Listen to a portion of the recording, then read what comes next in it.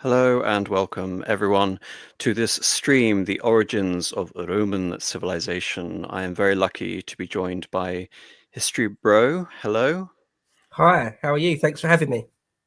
No, it's good. It's good to have you on, especially as I think you're the last person I talked to regarding the topic of Rome. I think you and I had a discussion on Augustus over on the Mm, Lotus Eaters. It's as a later time period, but nevertheless, it is all Roman. So good to have you mm, back. mm. And of course, Marcus Rose Pertinax. Hello. Good morning, or rather good evening for you guys over there in Britannia. Here we are, the origins of Rome. We've finally got here, I am. And with illustrious company, mind you. Indeed, absolutely illustrious company. I want to preface this a little bit by saying that I am not a classicist. I'm not an archaeologist. I'm not an ancient historian, which is why I've been averse to tackle this particular topic. Um, in many ways, I find that anything which dabbles too much in historical conjecture, where you have to basically create asterisk histories for things, it's a term you have in philology, where languages ought to exist based on the evolutionary structure of words, etc. Therefore, we can imagine that some word or some civilization may have existed here or here. You can say, the whole sort of conception of prehistory is a lot of asterisk history. There's a lot of conjecture. There's a lot of ethnography, speculating about the origins of language and ethnicity. There is, of course, excavation evidence in terms of archaeology. And really what philology is, you can almost say that to try and summarize it, it's the anthropology of language. And when I have to rely too much on this, I feel very much out of my comfort zone. So I've come at this topic from a very convoluted and backwards angle, which is going to be rather funny when I'm going to be presenting some of my arguments regarding this time period. But I think considering both of you are relatively more grounded in this period, I'm going to ask you both the same question, and I want you to answer as briefly as you possibly can. Emphasis on brief, Marcus. Uh, which is first to Bo. Uh, what do you believe was the origin of the city of Rome itself? Oh, okay. So briefly, all right. So there's three different answers to that. One is just like the archaeology. Like the archaeologists can go back and see there's been a settlement there around those seven hills, stretching far, far back, deep into antiquity or beyond antiquity. So thousands. What is it? The oldest thing is like 1,000 BC or more. I think is the oldest archaeology there. But then we've got the story of Aeneas, right, in Virgil's Aeneid. So Aeneas comes from Troy, and then it's his son Ascanius, isn't it? That's his son. He becomes the king of Alba Longa, and so there's that story. But then, of course, also oddly, there's the story of Romulus and Remus.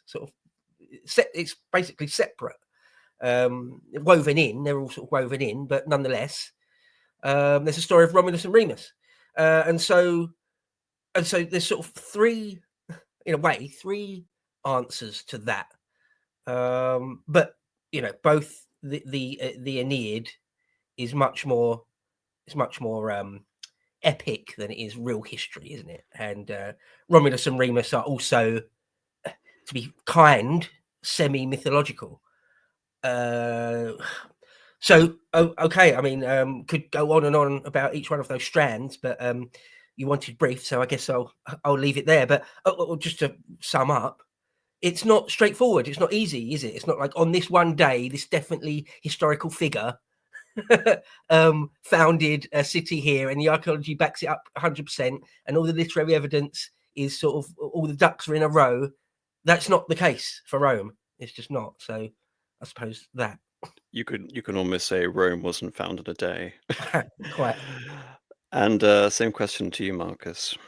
Well, perhaps not found in a day, but let's not forget that the Romans, according to their calendar, there's been a fixed date of 753, and to use the Roman phraseology, ab orbe condita, the year of the city, or the year of the founding of the city. And the fact that it's considered somewhat apocryphal, that date, but it's sort of a date which has remained consistent, even the Romans in their own telling of the history. So I think that lends to something regarding its foundation, although Bo alluded to it being sort of quasi-mythological. That's worth accounting for. Would you say, Bo? Yeah, yeah. I think I don't know if there is any firm, really firm archaeological evidence, physical Yeah. evidence Mm. for Romulus and Remus. I don't think there is. Indeed. Indeed, but for the sake of brevity, because you ask much of me, AM, I've many virtues, but brevity is not one of them. That I tend to concur with Bo. It's the logical answer that there was obviously an existence of an Italic group of peoples in Italy prior to what we consider like the foundation of the Roman Republic, or indeed the Roman Kingdom, as was before.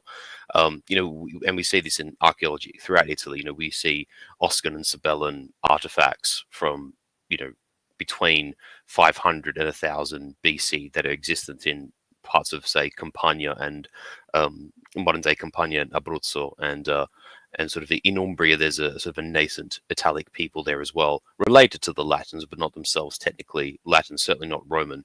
Um, so and even the Romans themselves, they speak of all these cities that surround them, whether it's Veii or Clusium, or in Neapolis, or Neapolis is a Greek city, but the cities of the Samnites, for instance, Bovianum and what would be today's Benevento, Beneventum.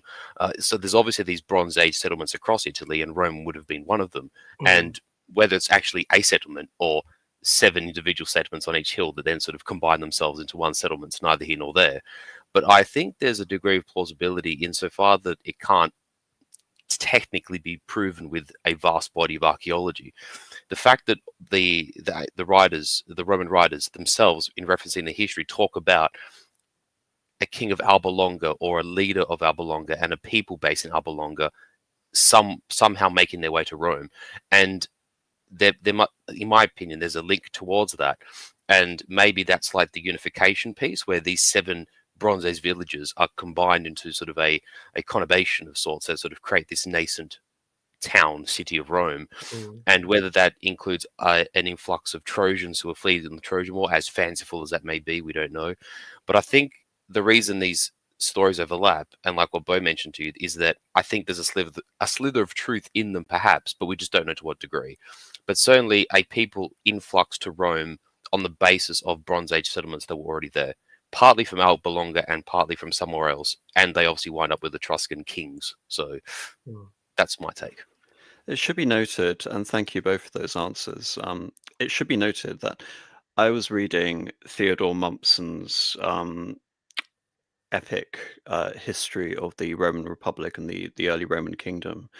For people who don't know, Theodore Mumpson, I guess in terms of his, I don't know, academic stature, or at least his fame, is probably the equivalent historian for that time period as Edward Gibbon is for the late empire through the decline and fall of the Roman Empire. However, to say that their methods are similar is a bit ridiculous. You can almost, maybe, Bo, I'm being a bit too harsh here with Gibbon, but I would almost say that it's more appropriate to say that Gibbon is similar to Livy in terms of method, in terms of language, in terms of narrative. A Livy who has access to better sources, refracted through the lens of the Enlightenment, whereas Mommsen is really taking advantage of all of the nascent disciplines that I mentioned at the beginning of the stream: archaeological evidence, ethnography. Do you think that's a fair assessment in terms of comparing their qualities as historians?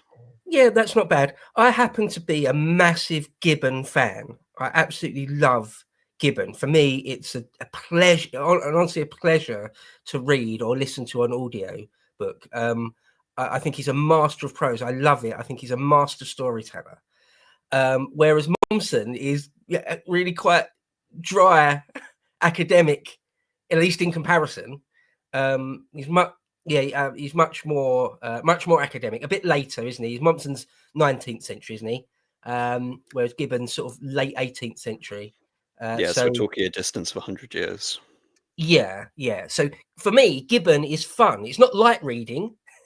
It's far from light reading. You have to get your ear in, get used to the diction, because it's quite old-fashioned, antiquated. But I love Gibbon, and Mommsen is a bit of a. I had to read Mommsen. You sort of have to if you do ancient history or classics, or at least bits of it.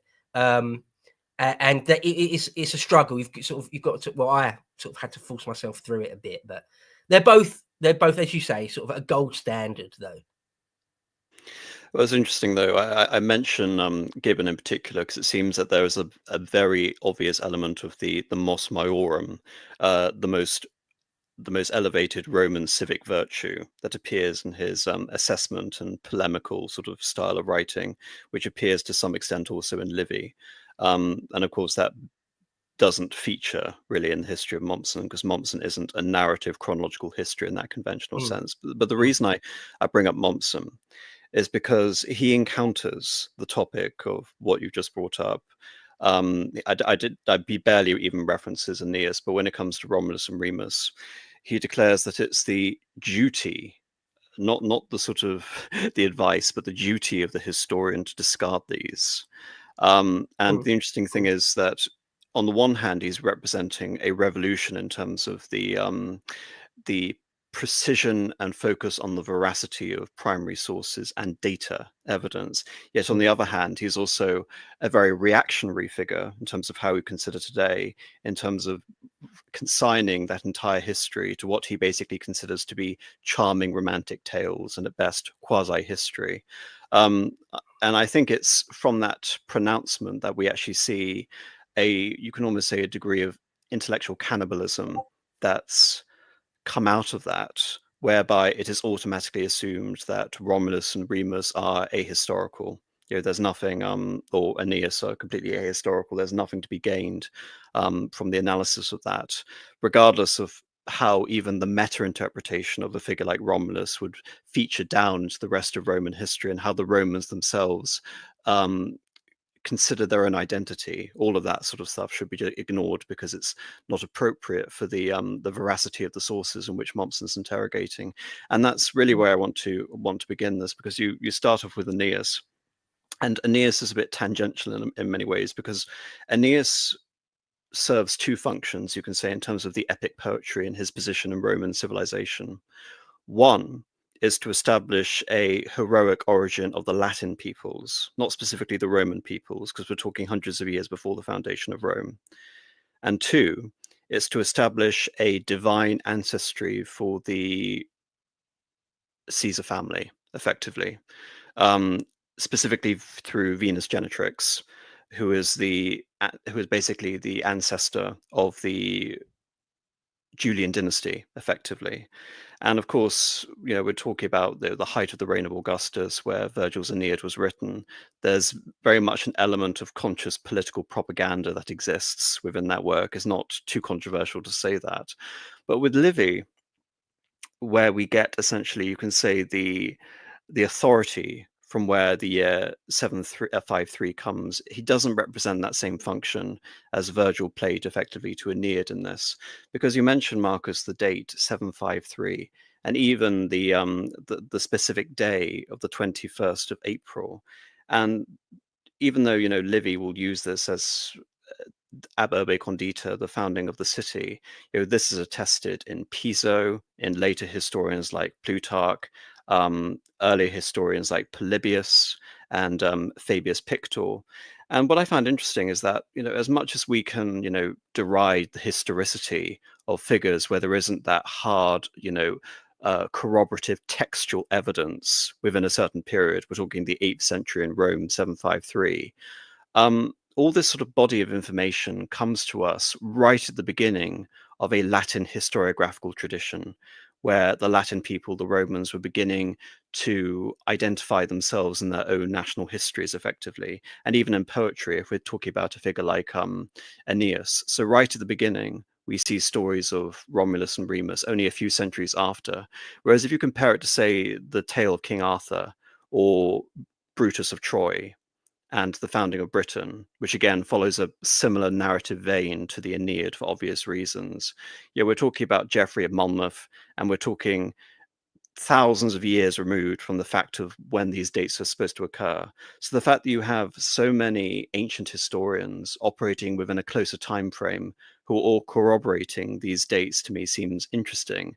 And I think it's rather remarkable in the way that Mommsen can, be so confident in declaring that it is our duty to ignore this and consign this. And indeed, you mention, what essentially is the consensus of archaeologists. Well, I found that there's actually one cousin of Christopher Lee, no less, called Andrea Carandini, who believes there is some archaeological veracity to the whole notion of a original Romulan Palatine wall. So, there is a bit of revision, and you can say a sense of trying to correct Mommsen's original admonition against the historicity of Romulus. There's another. Sorry, Bogo. Can I just say something there? Yeah. Yeah, Mommsen is extremely, I would say, humorless. He's humorless, which Gibbon isn't. Sometimes I actually find Gibbon outright funny with some of the things he says, whereas that is not the case with Mommsen. And I think perhaps too far the pendulum swung too far to sort of bone dry academia, and he makes all sorts of assertions, all sorts of Kenneth Clark style assertions, like big claims. But yeah, I mean, the one thing I was thinking when you're talking there about that there is this this body of quite early history saying that Rome was founded on this day. The thing is, as we all know, everyone on this panel knows, that if one historian says something and they're considered correct, everyone else just copies them. Right? It is quite rare, particularly in ancient times, ancient historians, for people to be doing it seems completely original research and checking everything from scratch. So if one of the earliest possible historians, I know someone like Pictor or something, has said it's this year, it's this day, then I can completely believe that everyone after the first one that did that just took that and copied it and just but we don't know. We don't know, of course, for sure. It's interesting because I would say that there are subtle variations in all of the stories. And for this stream, I compared two. One was the account of Romulus by Livy, and the other was the account of Romulus by Plutarch in Plutarch's Lives. Now, it should be emphasized with a figure like Plutarch that Plutarch himself, a Greek historian writing during the time of Trajan, didn't consider that he was writing histories, and he would have known that to have been following in the tradition of Herodotus and Thucydides. He was writing lives, like I've mentioned with Gibbon, and like I've mentioned with Libby, with the idea of communicating philosophical ideas or the mos maiorum of virtue. In his case, it wasn't just Roman virtue, but also Hellenic virtue placed side by side and compared. Indeed, Plutarch is the origin of so many things which I credit here in terms of comparative history being one. Of course, for people who are familiar with the channel, they know how much I'm indebted to the use of historical analogies here and there. And you can say Plutarch's Lives is in many ways not just the inception of modern historical biography. And of course, I'm using modern with about 50 quotation marks, but also comparative history. But nevertheless, Plutarch is prepared to entertain multiple accounts of what can possibly happen in regards to Romulus without doubting the overall historicity of the prospect that Romulus, in all probability to him at least, did exist. Otherwise, what was the purpose essentially in writing a life of Romulus and comparing it to Theseus? And again, you say that comparison makes it even more egregious, the fact that, well, he's comparing him to the mythical founder of the city of Corinth and the primordial tales of Greek mythology as well. You have to understand again that it's all about gradations, like I mentioned with Brutus of Troy and Geoffrey of Monmouth, and then comparing the time periods. It's all very interesting to judge this in terms of what essentially can we take away from a story like Romulus, rather than just completely dismiss out of hand and say it's all rubbish, it's all romance, and there's nothing essentially to be learnt here. Because both of you have communicated certain ideas regards to the origin of Rome. But I think looking at the tale of Romulus in particular is quite interesting. One begins with etymology. The etymology of Rome essentially is universally supposed to come from Romulus, or it's backdated, and the idea of the etymology of Romulus comes from the city of Rome. Even though there's no agreed on etymology as to what Rome is, of course, Rome isn't pronounced Rome in terms of its origins. It's Rum, and Rum is supposed to either have Greek origins or it's supposed to have a allusion to a stream or a trickle or a ravine, like we have, say, for example, in the river Tiber. That's another thing in terms of looking at this and trying to etymologically reconstruct a history as it ought to have happened. Because Rome exists and because of the name Romulus, thereby it seems logical to a historian who has discounted the tale and has come at this from the point of view of, oh, well, it didn't exist, so how can I account for the name? Well, perhaps again, it's a case of Romulus being a diminutive of Roman, little Roman, or in the case of Mary Beard, a historian I'm loath to use, but nevertheless have to reference the idea of Mr. Rome. And I'm not sure if but people in the audience are familiar with what I'm talking about, but this reminded me of something very, very specific. And I know Bo and Marcus have both seen this because I've posted it on Twitter. But at a time, essentially, when a large body of historians or ancient historians were denying, essentially, or you can say evaluating the claims about Christ's historicity, Jesus Christ, and whether he was a real historical figure or not. A television presenter bishop back in the 1940s through to the sort of 1970s, Bishop Fulton Sheen, had this incredibly witty way, essentially, of trying to understand their arguments. He looks at this and trying to understand the origins of things and trying to reverse things through etymology and through archaeology. And he establishes an example. The example essentially is that on the Place de Vendôme, there is a Greek rendition of Napoleon, which is Ne Apollo, which, of course, we can almost see as the new Apollo. From that, he thereby concludes that Apollo is the reference that essentially archaeology and history gives us. That's the inference we're supposed to take. And the fact that Napoleon was obviously an allusion to the cult of Apollo, and that everything about the life of Napoleon can thereby be reduced down to the fact that it follows in this, you can say, mythological analogy that he's drawing. So his mother was Laetitia, the equivalent of Leto for Apollo. He had 3 sisters, like Apollo. Apollo was the sun god. So where does Napoleon essentially meet his demise? In the cruel winter of Russia, essentially. And thereby he concludes, therefore, that using these examples, Napoleon could not have existed. And I find a lot of that actually comes back to the whole idea of retroactively backdating, backforming the idea of Romulus through etymology, that because we have all of these etymological inferences, that Romulus could not have existed because clearly his name was given based on the name of the city and not vice versa. In the same way that, say, for example, we look at the city of Washington, D.C., and say that Washington, D.C. obviously preformed the creation of George Washington himself. And that way, George Washington isn't real. And rather, he was a mythological founder of American civilization predicated on what we find in the origins of the name of the city.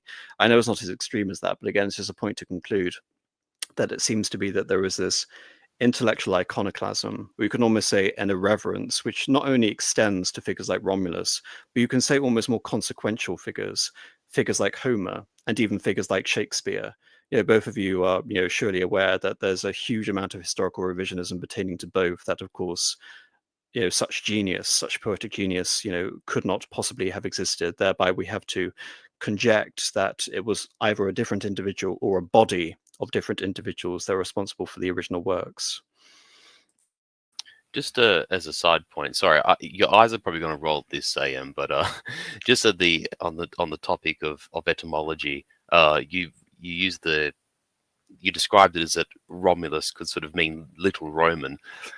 It sort of takes me to the last emperor of the West, Romulus Augustulus, which yes, little his Augustus. name means. I was going to say he's little Augustus, but that means it's like a little Augustus, which has a precedent because for those who do know, the Semitic name for Carthage in its home mother tongue is Kartadasht, which means new city. So therefore, New Carthage is new city in the same way. The Romans have done the Carthaginian trick of double naming something. But I digress. No, I think it's fair, and I think from that basis, assuming okay, well, what is there therefore in the story of Romulus that we can infer about the origins of Rome? Well, one is that Romulus and Remus were born of a Vestal virgin, ostensibly being raped or seduced by the god Mars. Now and again, you can say that that is an obvious allusion to the fact that you want to establish a heroic origin for the city of Rome. And for people who don't know, heroes invariably were the product of gods sowing their wild oats, to put it as kindly as possible. You just need to look at the origins of Hercules and many of the scions of Zeus, even the origins of Athena, to understand about this concept of how many of the Greco-Roman gods were effectively produced. And in the case of Romulus, he falls in that tradition. But just the emphasis there, the seduction of a Vestal virgin. Bo, would you like to explain to us the implications of a Vestal virgin forsaking her oath of chastity? Yeah, I mean, it was it was sacrilege. It was literally against the law. I mean, the penalty is death. So yeah, often when you It's the read Tarpeian Rock, isn't it, Bo, if I'm not mistaken? right, yeah, right, yeah, Literally. Yeah, that was the thrown. punishment for defiling a Vestal virgin. And sorry, Yeah, I continue. mean, if you do the raping, you get executed, but the rapee gets killed as well. She gets killed as well. So it's often when you read someone like, I don't know, someone like Gibbon or Mommsen, they go to sort of extreme lengths to try and stress how much of a taboo it was to sexually assault a Vestal virgin. It's like you're sexually assaulting the city itself in a way. It's an outrage of outrages, something like that. But if I recall rightly, because it's been a good couple of years since I read Plutarch's Life of Romulus. I did a bit of content on it. I think must be knocking 3 years ago now. So that was the last time I've read it, but I've read it 3 or 4 times. If you've read it recently, AM or Marcus, if I recall, and I might be recalling this incorrectly, doesn't he give us 2 or 3 different possible, or maybe I'm confusing it with bloody Tom Holland, but there's 2 or 3 possible stories he gives. One is that it was Mars, or is there another alternative version that it was just one of the local kings from the region, from that valley? King of Alba Longa seems to come to mind. Right. Because Can't remember which one. Plutarch does do that, doesn't he? As you Yeah. said earlier, AM, like Herodotus, he says, "Well, I've heard these various stories. I'm gonna relate all of them to you, because I don't know which one's true, and I'll let you." Well, just to answer Marcus, the Vestal Virgin was Rhea Silva, who was the daughter of Numitor, who was the king of Alba Longa. So if the rapee was a scion of Aeneas, that would have been incest in addition to to rape. So we're going very, very far in terms of the illusion. But the point I want to emphasize is that that is simultaneously a heroic and completely debauched and inglorious origin for the founder of your city. It's not just the rape and the illegitimate offspring who were ordered to be killed until they were, again, one of the accounts is that they were effectively became wild, and the famous suckling on a wolf, and then they were either, some accounts say they were brought up by Faustulus, some others that they were saved by Faustulus. But the whole point here is to emphasize, why do these accounts create this origin, essentially, which is the foundation of the city, but also a form of supreme blasphemy against the founding of the city? Again, essentially what we're talking about is the origin of illegitimate adventurers. And you can almost say that the most glorious thing they do in the course of their lives, Romulus and Remus, is restore the throne of Numitor, who is usurped from the see of Alba Longa. And really, when we're talking about like the foundations of Rome, we all know the story of regicide, of fratricide. of Remus attempting to climb over the walls which Romulus is constructing, and then Romulus kills him. There was another account you mentioned, Plutarch, Bo, another account where it is Keller, a foreman of the construction of the original foundation of the walls of Rome, who was responsible for the killing. And in that way, there is a bit of obfuscation as to the responsibility. You can almost say, again, that's an account designed effectively to allow for there to be some, again, a ray of sort of a silver lining over this potential fratricide. But again, the sacrilegious origins, and now we have the fratricide of Romulus and Remus. Again, what would be, you can say, the moral purpose of relaying this account at the time that all these sources were coming together in the 3rd and the 2nd century BC, if this was all, you know, a pure invention? Because what I'm really trying to get at here is that from the accounts of Mommsen and thereafter, there is this assumption that Rome was a city of refugees. Rome was an upstart city. Rome was effectively a site of culmination, effectively, of these brigand societies, all these hill-dwelling Latins, effectively very primitive, very barbarian peoples. And there's even reference to the whole nature of that the plain of Latium is generally a very prosperous place. It's a good place for farming.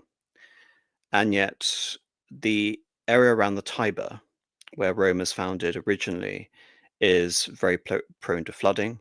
Is not prone, say, for example, to, you know, good crops or the growing of grapes. And thereby, what would be the impetus essentially for the foundation of that city? It essentially would be flight or refuge from some, you know, great calamity. And in the case of the foundation of Rome by Romulus and Remus, again, they are illegitimate upstarts who have no claim really on the throne of Alba Longa. And so they establish a city which almost reflects these ignominious origins. And you mentioned, Marcus, about the foundation of essentially tribes dwelling on the 7 hills. Well, another aspect is that there were actually 3 societies in Rome that came together, and that was effectively a tripartite pact between these societies. But all again, this is essentially to indicate that we're talking about an upstart civilization, an upstart city with inglorious beginnings. And yet we have all of these illustrious heroic allusions. And again, you can say that these are the elements which are very much post hoc in order to establish that Rome is the city that was founded on august augury, that as Rome is religiously ordained, as Rome effectively is the creation of the progeny of Mars, thereby the sons of Mars, and also through the matrilineal line, the descendants of Aeneas. And in the same way that we also have accounts of the fact that Romulus was effectively spirited away at the end of his relatively long reign, and that he effectively was deified and became Quirinius. That all of these things, again, are to allude to a divine origin, whilst the actual historical event and the accounts of the man is something which is actually in bearing and in keeping, I would say, with what we can consider to be historical events. And something I'd also want to comment is on the rape of the Sabine women. But just before I get to that, what do both of you have to say about that?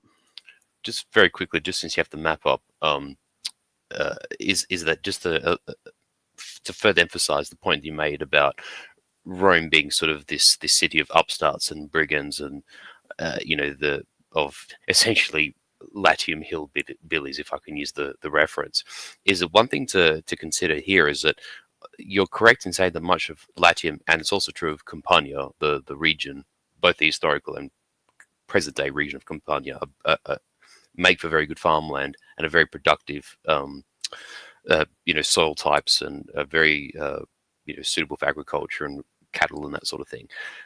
Another point worth mentioning, and you do see it on this map, because I actually have never seen this before, funnily enough, this particular image, and that is not only was the Tiber prone to flooding, but essentially where Rome would sort of become this great city of the Republic and then the Empire was, in fact, a particularly marshy part of the country and a very marshy part of the Tiber. And one of the incentives for the Romans to have actually constructed the Cloaca Maxima was obviously it served the purpose as an actual drain for refuse and for sewage out of the main part of the city. Certainly from the Palatine and Capitoline hills. It was also used to drain the marshes. The Romans built the original forum on what was the marshland in that separated these two hills. You can see there's a so there's a body of water that separates the Camalus and the Capitolinum, these two hills. That obviously gets eventually built over. And so the fact that this is a marshland would have made the original, the original settlement easy to defend, but also adds to that notion of sorry, my tongue's burned on me. The fact that it's rather inhospitable, particularly for anyone who might wish to attack Rome, made it a defensible location. So just that's a point worth mentioning. And indeed, the fact it's founded, with the Mars-esque origins and hardy origins, essentially. Yeah. To emphasize and thank you very much for that, Mark. I meant to say inhospitable. Oh no, I can't do it. No, inhospitable. Thank you. No, I was trying to do it as an active, like inhospitability. But anyway, sorry, go on. Bye. Yeah, just before we move on to the rape of the Sabines, a few things to say in general then about the Romulus and Remus, the Romulus story. I think, well, first of all, there's this idea. I err on the side a bit more towards Mommsen. I'm not prepared to say they're completely fictional, but I would suspect they're much more fictional than completely based in history. Just for example, the thing of going down the Tiber in a basket. I mean, it's very Moses, isn't it? It's very Sargon. That's a classic thing. That's a sort of a classic thing. The thing of being comes up a few times, doesn't it, in ancient history? Yeah, it's a motif, isn't it? Yeah, and so is the fratricide. You just have to go all the way from Cain and Abel to Fafnir and Fazol to get the same result. Exactly. So it's very possible. But again, it seems to be that what I'm essentially trying to get at is what is historically plausible and what is later heroic appellation, effectively. To what extent is this backforming?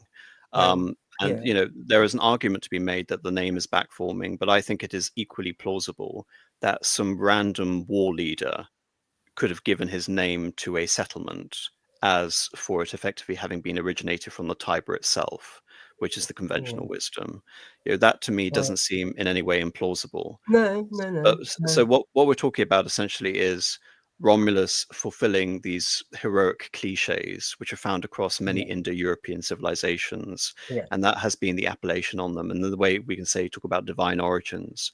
When we look at earlier histories, earlier historians weren't atheists, and they also weren't privy to the notion, essentially, of historical objectivity, i.e., trying to draw a line between whatever their individual beliefs were in terms of the survey effectively they were doing of their historical periods. In the case of Livy, we're talking about a narrative history of Rome where we arrive at the city which has conquered the world, in the same way that it is the predestination of Aeneas which is so important to the writings of Virgil. That predestination is exhibited many times in the works of Livy. It is divinely ordained. It is fortuna. The whole notion of the divine of fortune is ever present in the foundation of the city of Rome.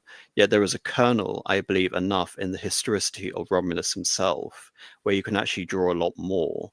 And indeed, in terms of the whole meta-understanding of how the Romans saw themselves through a figure like Romulus is also incredibly important to me, less so than simply dismissing it all as a fiction. Yeah, absolutely. No, interesting. I would say, well, as a general point, that's sort of the meta point of how the Romans wanted to think of themselves, Romans during the early to mid Republic, I suppose, how they liked to think of themselves. And in that sense, when you look at it like that, through that lens, I suppose, it is very interesting because the story is both absolutely glorious and badass and very nasty and ignominious and not far from glorious. It's both those things, isn't it? because to be descended from possibly Mars, badass, right? To be suckled by a wolf, badass. They're like wolf men, right? But also, and at the same time, to be the result of a rape, even a divine one, pretty ignominious. To be suckled by a wolf, an animal, feral, pretty nasty, right? Not glorious. So it's two things at once, and that's why it's particularly interesting, because if something was going to be made up from whole cloth to be as glorious as possible, you wouldn't necessarily put in the details, the classic details that we get about Romulus and Remus. You wouldn't necessarily do that, I don't think, which does lend weight to the idea that there are kernels of truth in there, possibly.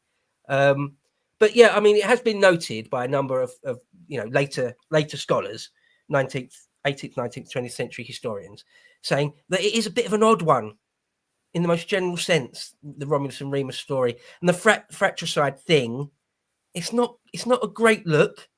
It's two things at once, isn't it? It's kind of bad, as you're saying. I'm prepared to kill even my brother. That's how much of a psycho I am. Don't mess with me. Well, let me but emphasize also this. Horrible, and it's horrible and immoral at the same time, isn't it? It's two things at once. Well, let me emphasize this. Do you both recognize this picture, which is the thumbnail? Yes. Yes. Yes. Okay. It is the Oath of the Horatii, by David, a French painter of the 18th and 19th centuries. However, probably the most known aspect of the story of the Horatii is the actions of, I believe, Publius Horatius. Effectively, the Horatii were joined in their effort against one of Rome's enemies, and the Romans won the battle. The Horatii won the battle. And one of the member of the gens Horatii, one of the females, was married to the enemies of Rome, and she wept uncontrollably at the loss of her husband. And on the spot, Publius Horatius murdered her, and then was exonerated for the crime by the Romans. And he murdered her because he would not countenance a woman to weep over the death of Rome's enemies. And you can just again see that in the parallel of Romulus, effectively, Romulus and Remus. Remus committed a transgression against the foundation of Rome, and thereby he must die. We're talking about absolutely horrific origins, and yet there is, for some reason, again, an element of Romanitas, which is supposed to be imbued in these extreme actions undertaken by these semi-historical figures. And yes, and someone is mentioning the enemies at the time were the Curati. In a slightly equally severe, although perhaps with slightly less reasoning, although I suppose in a sense he did obey Roman law, but I just can't remember the names at the moment. The story escapes me, but there's I can't remember if he was just a consul or a Roman dictator, but the Romans were fighting one of their regional neighbors. I can't remember who exactly it was, but it was the Samnites or the Etruscans. I can't remember exactly. But the Romans were ordered to, hold the fort. Meanwhile, the general's son ventured out to challenge a champion who fronted up to the walls of the camp and, set upon the enemy champion and defeated him. But because he had violated essentially the Roman notion of disciplina, of obedience of orders and to remain disciplined, his own father, the commander of the army, executed him, put him to death. It's another such sordid story, and in many cases, and a lot of people would be horrified at that. But the Romans do have this, and particularly in this sort of, in their own sense of antiquity, in their very, very distant past, the Romans do have this kind of knack for these stories that are sort of, as Bo said, double-edged. On one part, hugely impressive; on another part, quite horrifying, particularly to modern sensibilities. And just to reference, sorry, Bo. Well, just very quickly, I think, just to add to it, I don't want to sort of overkill the lily, but the very nature, the very having a fratricide deeply woven into your sort of origin story, it is odd, because again, it does say that something like Rome is more important than family. That if even your own brother, your own father, your own son does something against Rome, you should kill him. So there's that element to it, which on some level is sort of extremely strong and as I've said before, badass. But also at the same time, even in the ancient world, it's one of the worst things you could do. One of the worst crimes you could ever do is to kill your father. Just short of that is to kill a brother. That is a terrible crime. Terrible crime. The cause of the city above the loyalty to Gens, one might say, Bo. Yeah. So exactly, yeah. So it is odd, and it has been noted before. And one last thing to say about Romulus is you mentioned AM reference that at least in Plutarch, his end, he's supposed to have basically just disappeared, isn't it? I think it's far more likely that this was an obfuscation for the fact that he was almost certainly murdered. Which all the writers seem to hint at or allude to. It's almost as if you can imagine. No, but it's almost as if you can imagine the murder of Caesar in the Senate House, but he was deified, before the first blow. Effectively, that is essentially the story. They're alluding to, if we sort of understand. So even contained within the account, it seems that deification is almost an escape. For us, essentially, you can say a horrific end to what was a very dubious reign. I think it's almost certainly the case that his political rivals assassinated him. Yeah, but the fact that it's passed down to us that he basically sort of disappeared and was probably just became a god sort of suddenly. It does remind us, doesn't it, that we're dealing with a story that is, again, to be kind, at least partly mythological. Like, you have to say that. You can't say it's not that anyone is, but you can't say that it's firmly in the light of history. All right. So, but I just find it, I find it fascinating that the Romans could have told a different story about themselves, but they didn't. This is the one they chose, really. But again, it's not a matter of choice. Again, it's a matter of, especially in the case of Livy, we're talking about historians are trying to relay what they believe to be the traditions of the city. Again, that should be an emphasis, tradition, to hand down in terms of its original Latin origin, tradere. That is so much of what, history was to the Romans, far more so than to someone like Herodotus or Thucydides or Polybius, who was even a Romanophile. And so it's only therefore, natural, essentially, that they are telling the tale of themselves, but they're also essentially saying that these are the examples which we live by, which are both wonderful and absolutely terrible. And I think because of that, because there is this earnest attempt again to represent tradition, not to invent things for the sake of invention. I think Livy, say for example, was in the court of in the court of Augustus, but he had no interest to be a partisan of Augustus. He was a Republican. So again, we're talking about what is essentially the historical consciousness of Rome at the time. And you mentioned this originating during the time of the high and late Republic periods. Well, this is coming into full force during the early Empire period as well. The idea that Augustus wanted things to appear as traditional as possible, while obscuring the fact that there has been a revolution also within the whole Roman political system under Augustus.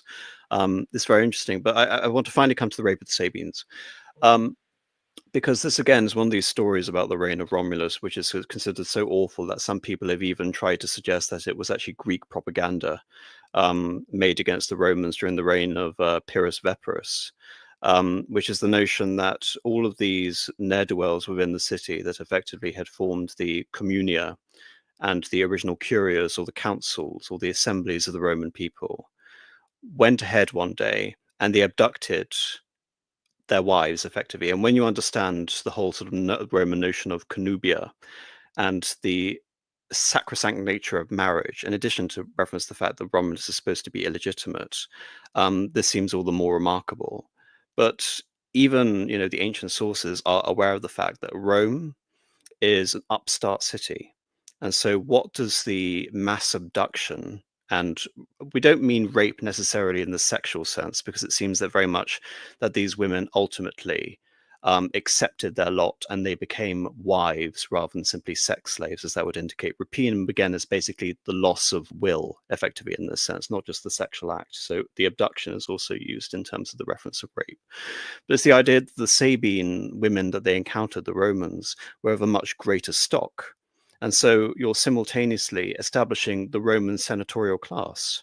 You are establishing the patres, the ancient gens of Roman civilization. And you're doing it essentially by thieving wives, as if this were, the Mongolian steppe, or, a horde people, effectively, no greater than, their Celtic neighbors to the north or the Sabines to the south.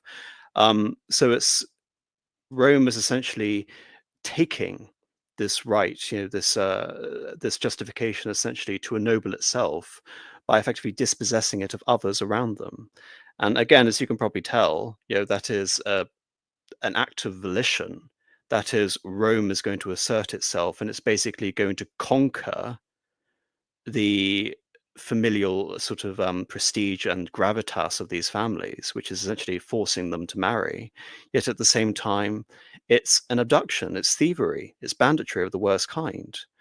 So how can you look at the reign of Romulus and say that this is purely the result of some sort of mythological fiction? Because it seems that, based on everything that we know about the foundation of Rome, it seems that what the reign of Romulus really represents is a summation of, you can say, the true character, if not the exact events of the foundation of the city. And that's what I find fascinating about it. Yes, I mean, no, absolutely. The rape of the Sabines. I mean, one thing I come back to whenever I read about or think about the rape of the Sabines is that it's far less. I think it's fair to say it's far less horrific to their mind than to ours. Well, I mean, it's fascinating, Bo. You say that. I mean, I only knew about this for a large part of my life because I knew the painting by Rubens. Right. I didn't really know any of the context behind it. Right. But now, decades later, finally understanding the context, it's horrific that Rubens would decide to make that the subject of his painting. But nevertheless, there we are. The idea in our world, to our sensibilities, the idea that you would abduct a bunch of nearby women and just take them as you said, as sex slaves, something like that. To our mind, it's like there's not many things more barbaric and egregious than doing something like that. And although it's still a crime in the ancient world, it's much more de rigueur. That's what happens. There are barbaric peoples beyond the horizon, and they may at any moment come into your world, kill all your men, and rape and enslave all the women and children. That's a reality, right? We don't live in that world. Or there's some places perhaps on the globe that still do. However, we don't live in that world and haven't for a long time. But even to the Romans of the very late Republic, sort of Polybius times, or of the Augustan age, talking about Livy, for example, that they still lived in that world, right? And the fact that I find it very interesting is, AM, you also pointed out that in the story, ultimately, although there's a battle, isn't there? There's a long back and forth. Ultimately, the men folk all come to an agreement, and the women, or most of the Sabine women, accept it. Right. So again, it's very alien. The whole story is really quite alien to us. And do you know what's even more? Just before you say anything, Marcus, what's even more fascinating about this? The origin of the Roman Republic, mythologically, is in response to the rape and suicide of Lucrezia. So the Roman kingdom that was inaugurated with the mass abduction effectively received its, the Republic was, the casus belli for the creation of the Republic was something along a very similar line. Yes, and the thing is also, it's a bit like in past streams and elsewhere, I've obviously grated at the modern day misusage and misinterpretation of the phrase dictator, because obviously we're talking about the time period where that's actually relevant. I think also, to a point, I think in the context of the situation with the Sabines, and in particular the painting that you're referencing, AM, is that the usage of the word rape probably is sort of either incorrect or ill-fitting for its intended purpose. Well, Because in essence, we talk about rapinum, which is basically is essentially subjugation and the dispossession of will, less than the sexual act itself. granted. But what I'm saying is, obviously, the modern term is a very loaded term, and we have very deeply ingrained ideas of what that is. And it comes with its own sort of, dare I say, modern day definition. And so when people actually see that painting, or they see that title, that description, Rape of the Sabines, they have this sort of preconceived idea of what it is based in a modern context. Whereas, what we're really talking about is, you say, there's a deeper and a more sort of a slightly separate context in reference to this. And even though it is still an act of, you might say, it is still a callous act, it is still an act of one might even describe as barbarism. The other thing to take into account is, and it's funny you have this map up here, it's quite appropriate, is that the Etruscans aside, even though there were Latin people, particularly in the southern portions of Etruria, particularly in these cities that you see here, Capenna, Veii, etc., etc., particularly those ones that sit along the Tiber River, that these other groups here, the the Volsci, the Latini, the Aequi, the Sabini, the Marsi, the Hernici, etc. These are all sort of a fraternal Latin people. Once you go further south of here, and I presume you have other maps, Ian, but once you go further south of here, you have more the Oscan, Sabellan speaking peoples of southern central Italy. But these here are Latins, and not all Latins are Romans. They become Romanized in time, but they are not all Romans. But basically, the Romans are among the Latins, and all these Latin peoples are kin people, which is why, in the case of the abduction or the absconding of the Sabine women by the Latini, by the Romans, they are a kin brotherly people, and so it's a case of they are not alien, and therefore they can be brought in, and it isn't a contradiction, nor is it a dilution of identity. These are basically, it would be no difference than, say, someone, an Anglo-Saxon from Wessex marrying an Anglo-Saxon from Northumbria, for instance. They're a kin brotherly people who share an ethnos and a language and a culture, and so it wasn't a particularly alien concept insofar as melding these two peoples together. They're actually quite, they're within the same umbrella group, as it were. Well, yes. What essentially part of the overall sort of I would say chronology of this stream is the Roman, less the unification, but more the domination of the Italian peoples, not Italy itself as we would come to know it, but the Italian peoples, The italics, yeah. as Marcus has alluded to, which are Mhm. the denizens to central Italy and effectively what we would know it. But what you've been describing is something which I was going to allude to, which is also the fact that invariably the legendary Romulus also had a co-king who was a Sabine. And we can see that again in the precedent with the whole notion of the consular rule later on. But what you're essentially describing is a Roman ethnogenesis in many ways. And I think that's the intended interpretation, effectively. It is the subjugation of the women, but they have essentially transcended that, and it's become, from what was essentially a horrific act essentially of enslaving women in some senses, to the Romans, it has become their ethnogenesis under their founding semi-divine and later fully divine sacred king, Romulus.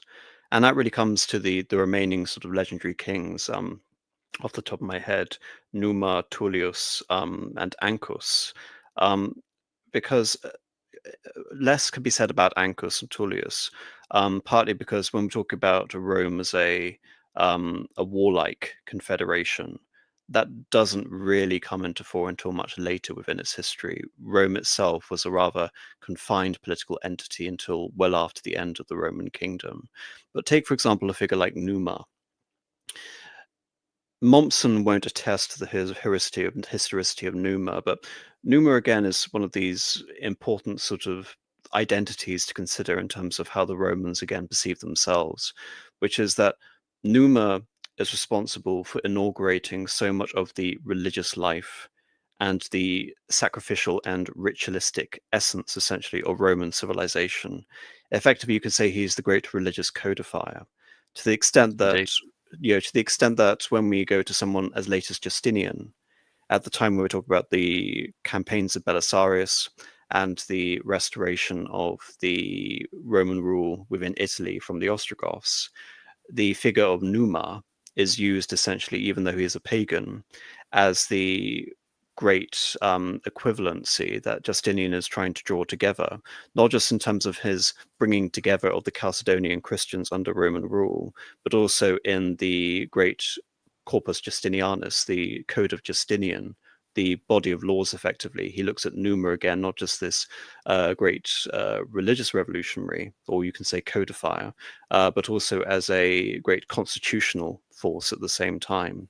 And yet, other historians are more likely again to say that rather than this being a conscious act of invention in many ways, that this is the result of Romans borrowing and essentially adopting the customs of other institutions around the various other cities that they form. So, for example, Numa is responsible for the proper investiture, ostensibly, of the Vestal Virgins. Yet, as we know from the original tale, the Vestal Virgins predated Rome and were found within the city of Alba Longa. And it's interesting, one of Mommsen's conjectures is that, for people who don't know, Alba Longa, even though it forms a pivotal part of the origin story, mythical origin story of Rome, it is deserted, very early on in terms of, like, you can say the life of historical Latium. So where does it essentially figure? Well, one such theory is that it fills a role similar to Olympia in Greece or Elis, which is that it is the center of the games, i.e., all of the Latin peoples effectively would join together, and in the city of Alba Longa, it would be the center of the confederation, what would later known essentially as the Confederation of the Latin peoples themselves. And a large part, you can say, of the trajectory of later Roman history is Rome appropriating those institutions and making itself the center of religious life for Latium and Latin peoples. But moreover, breaking that power of the confederation and forming a new relationship between Rome, its direct colonies, and indeed the cities of Latium that it's surrounded by. Yeah, indeed. What I would say as well is that, just on the point of Numa Pompilius, is that we always have, or not always, but often is the case, is that these stories of mythos that correlate with the foundation of a city, take, for example, Carthage and Dido as an example, is that, Romulus serves that purpose for Rome, and whether he's named after the city or the city's named after him, neither here nor there, but you sort of have this, apocryphal sort of mythological figure, be him based in history or not. In the case of Rome, I'm just saying much of it is shrouded in mystique and mystery and what's lost archaeology, etc. That is where the realm of conjecture lies in terms of interpreting what is fact and what is not. But then, sort of following from that, you sort of always have this sort of secondary figure who who certainly appears and seems more realistic, who then lays down, you might say, the institutions in a formal sense. And Numa Pompilius definitely fulfills this role.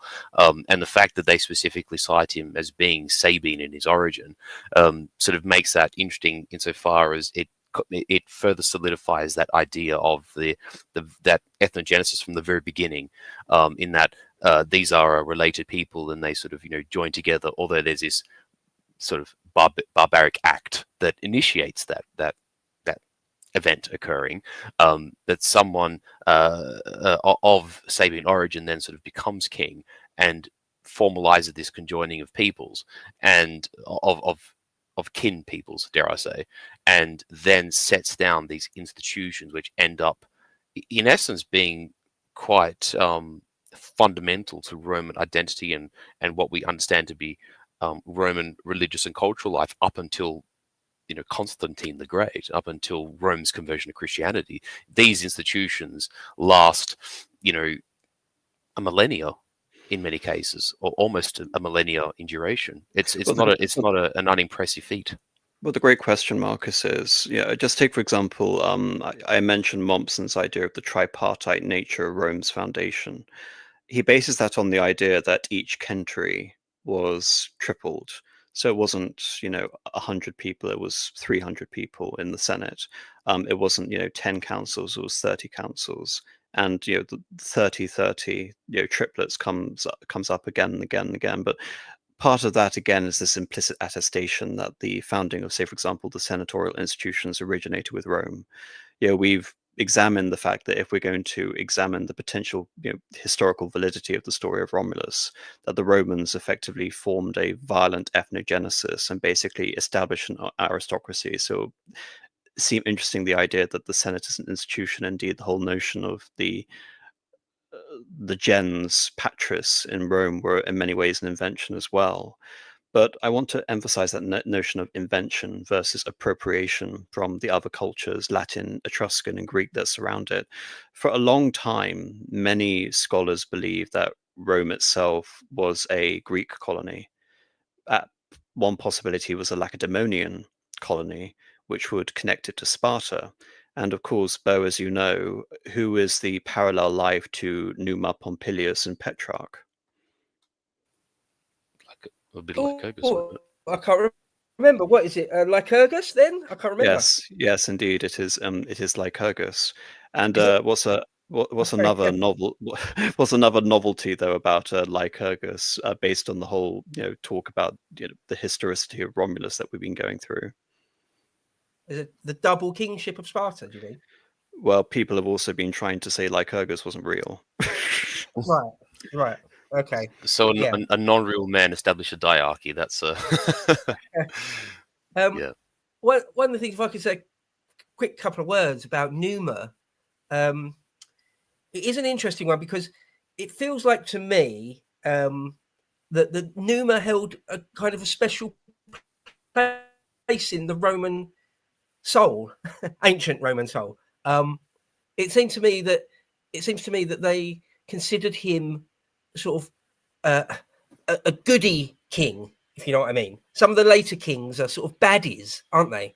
But Numa seems to be sort of quite roundly loved or liked. There's all sorts of connotations about religion around him. He's a peacemaker. Almost righteous in a way. Yeah, yeah. Yeah. There's it's sort of something a bit like the heart and soul of Rome is in Numa in some senses, and I think even some of the great families of the late Republic or the early Empire still were extremely proud that they could say that they were descended from Numa. I think, like, is it the Pisos or some of the families would still say, we've got the blood of Numa in us and things. So yeah, I think where the later kings, the middle and later couple of kings, the Romans themselves hated them, didn't they? They're very, very proud of being a republic and not a monarchy, but not really in the case of Numa. They're very proud. They really loved Numa. It seems to me. Is that? Well, there are several interesting things that I want to summarize Numa effectively, because again, Numa is also one of these figures which is considered more legendary than historical, and it's the fact that one can cynically say that Numa is an archetype which was reconstituted during the time of Augustus to justify essentially what was the Caesarian culmination of the Pontifex Maximus and the tribunician authority of the plebs, which, in terms of the whole idea of Numa Pompilius as being Rex Secorum, the sacred king, it seems to be a reconstitution of the position of Numa in a figure like Augustus. That could be my rather cynical interpretation. Another fact is that Numa does not inherit his position from Romulus. The succession is dealt through the interrex, and it is through the interrex that we hold the whole notion of the interregnum as even existing. And this whole notion that it is in many ways an elected position, or at least a delegated position to the interrex to determine the king. And again, that the king doesn't have to be of explicitly, Roman locality or Roman origin. All of these things you can say are turned on their head when we get to the reigns of the Etruscan kings, in particular Tarquinius Priscus and Tarquinius Superbus. Tarquinius Priscus, again, one theory goes is that he was assassinated, and then a man of incredibly dubious origins, one Servius, comes in and quietly assumes power to himself. There's even a theory that he wasn't even a free man, that he was a slave.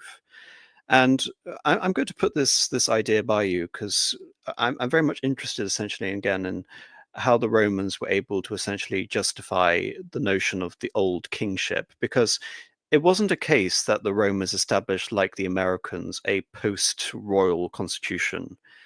With the examples of the Romans identifying the institutions of the Senate and the Curia in Romulus with the religious institutions in Numa Pompilius, in Servius we have a figure which is actually commonly historically attested to.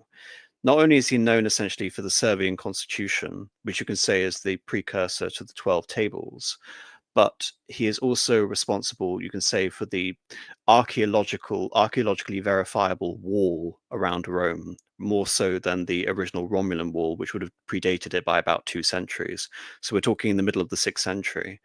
It's with a figure like Servius that we talk less about the legendary kings and more about kings that could be historically verified through the archaeology itself before we get to Tarquinius Superbus. But both of you, I assume, have watched Gladiator. Only the first one, touch wood. Well, I haven't watched the second one for obvious reasons, but Bo, you've watched Indeed. Gladiator, haven't you? Bo? Okay, I'll assume we've lost Bo, but everyone knows that the plot of Gladiator is, a nonsense, don't we, Marcus? The whole notion that Marcus Aurelius wants to give over Rome back to the quote-unquote republic to prevent his immoral son Commodus Power mad, yeah, Commodus, yeah. becoming emperor. That is a complete myth, but I'm more interested in where that myth originates, because I believe, at least as far as I'm concerned, I've found it, and it's in the figure of Servius. A lot of speculation about, you can say, the Republic and the tyranny of the last Etruscan king Tarquinius Superbus rotates essentially around the myth around Servius. Servius, despite his bizarre origins and the fact that he himself effectively wasn't elected by this succession of an interrex, and he basically came to power behind the power of the murdered king before him. He was nevertheless a beloved king, and the supposition of figures like Plutarch is that he wanted to give Rome a republican constitution when he died. And who is the immoral man who usurps that power directly from him and is responsible for his death? It's Tarquinius. It's the House of Tarquin, yeah. Yes, so it's that exact parallel exists within Servius to Tarquin, but not so with Marcus Aurelius and Commodus. Bo, I think your internet is working again. What do you think of that theory? Hi. Yeah, sorry, yeah, haven't been able to hear you for the last few minutes a bit. Sorry, were you talking about the film Gladiator? Yes, just to very quickly summarize, I believe that we all believe Gladiator is nonsense historically, but I believe that the origin of the myth of Gladiator is actually found in the reign of Servius and his succession by Tarquin. Oh, could be. Yeah, I mean, yeah, it could be. It's interesting, actually. That's never crossed my mind before. But yeah, it could be. I mean, whoever wrote the screenplay of Gladiator, I mean, it's a pastiche of all sorts of things, isn't it? Just the idea that there's an overly powerful general, right, that could subvert the empire, the republic, the monarchy, whatever it is. Yeah, it hasn't actually crossed my mind before, but it's interesting. So the notion again is that with Servius, we have one of these attestable figures from which we can see the patrician constitution of Rome, which, we talk about the creation of the centers and the original gens. But in a figure like Tarquin, it's almost we could talk about the actual logistics of like the inciting event, which is the rape of Lucrezia. But Tarquin, for the most part, essentially is viewed as a foreign king who ruled extra constitutionally and essentially relied on the use of extracting fines and force. And the implications effectively of his deposition, because he wasn't murdered, he was deposed and then spent the remaining sort of 15 years of his life, according to the sources, trying to regain his throne until he finally dies in the year 495. But the significant thing about him essentially is that the orders of Rome, which right from the beginning Livy seems to consider to be already constituted, which is the Senate and people of Rome, rally against the tyranny of Tarquin. And in that sense, you can say that for once, the two orders have united around the greater threat, and they see it in this foreign king, who they successfully depose. And then the Etruscan city-states fail to effectively reimpose this dominion of the Etruscans back onto the city of Rome. And I think it's actually quite interesting to signify actually as something greater, which is the whole nature of Etruria and the Etruscan civilization. Because I think you and I would all agree that there could have been a point where it was the Etruscan civilization that took over rather than the Latin civilization effectively as exhibited in the city of Rome. And what are the Etruscans? Well, the Etruscans aren't even, as we would commonly understand them, to be Indo-European peoples. They belong to a language group, Tyrrhenian, from the sea. And essentially, as a consequence, the Romans considered them far more alien in their customs, in their laws, in their language, than they did the Sabines or the Samnites, or even you can say the Greeks. If we're going to look at the Indo-European peoples, and we're also going to look at how many authors believe that there was this religious and linguistic and cultural synergy between the Greeks, then the Etrurians, by contrast, the Etruscan civilization is more obscure than that. And so it only therefore seems more natural that we don't see this alienness from, as you mentioned, Bo, a Sabine like Numa Pompilius. It has to be exhibited in this figure like a Tarquinius Superbus. And of course, that then sets the stage for a great contest over the dominion of the cities within that area, as you can see on this map, between the city of Roma and the Etruscan city of Veii. In fact, Rome, you can say, is placed in a position of great peril because the Tiber is in many ways the demarcation point between the Latini, Latium, and the Etruscan civilization. And you can almost say that there's an aspect of luck which goes into the fact that the Latins are able to triumph over the Etrurian peoples, which is the fact that the Greeks, the Etrurians, and the Gauls effectively cancel each other out. But before I get into that, do either of you have anything else you'd like to sort of add to when it comes to the nature of the reign of Tarquin? I don't really have anything to add.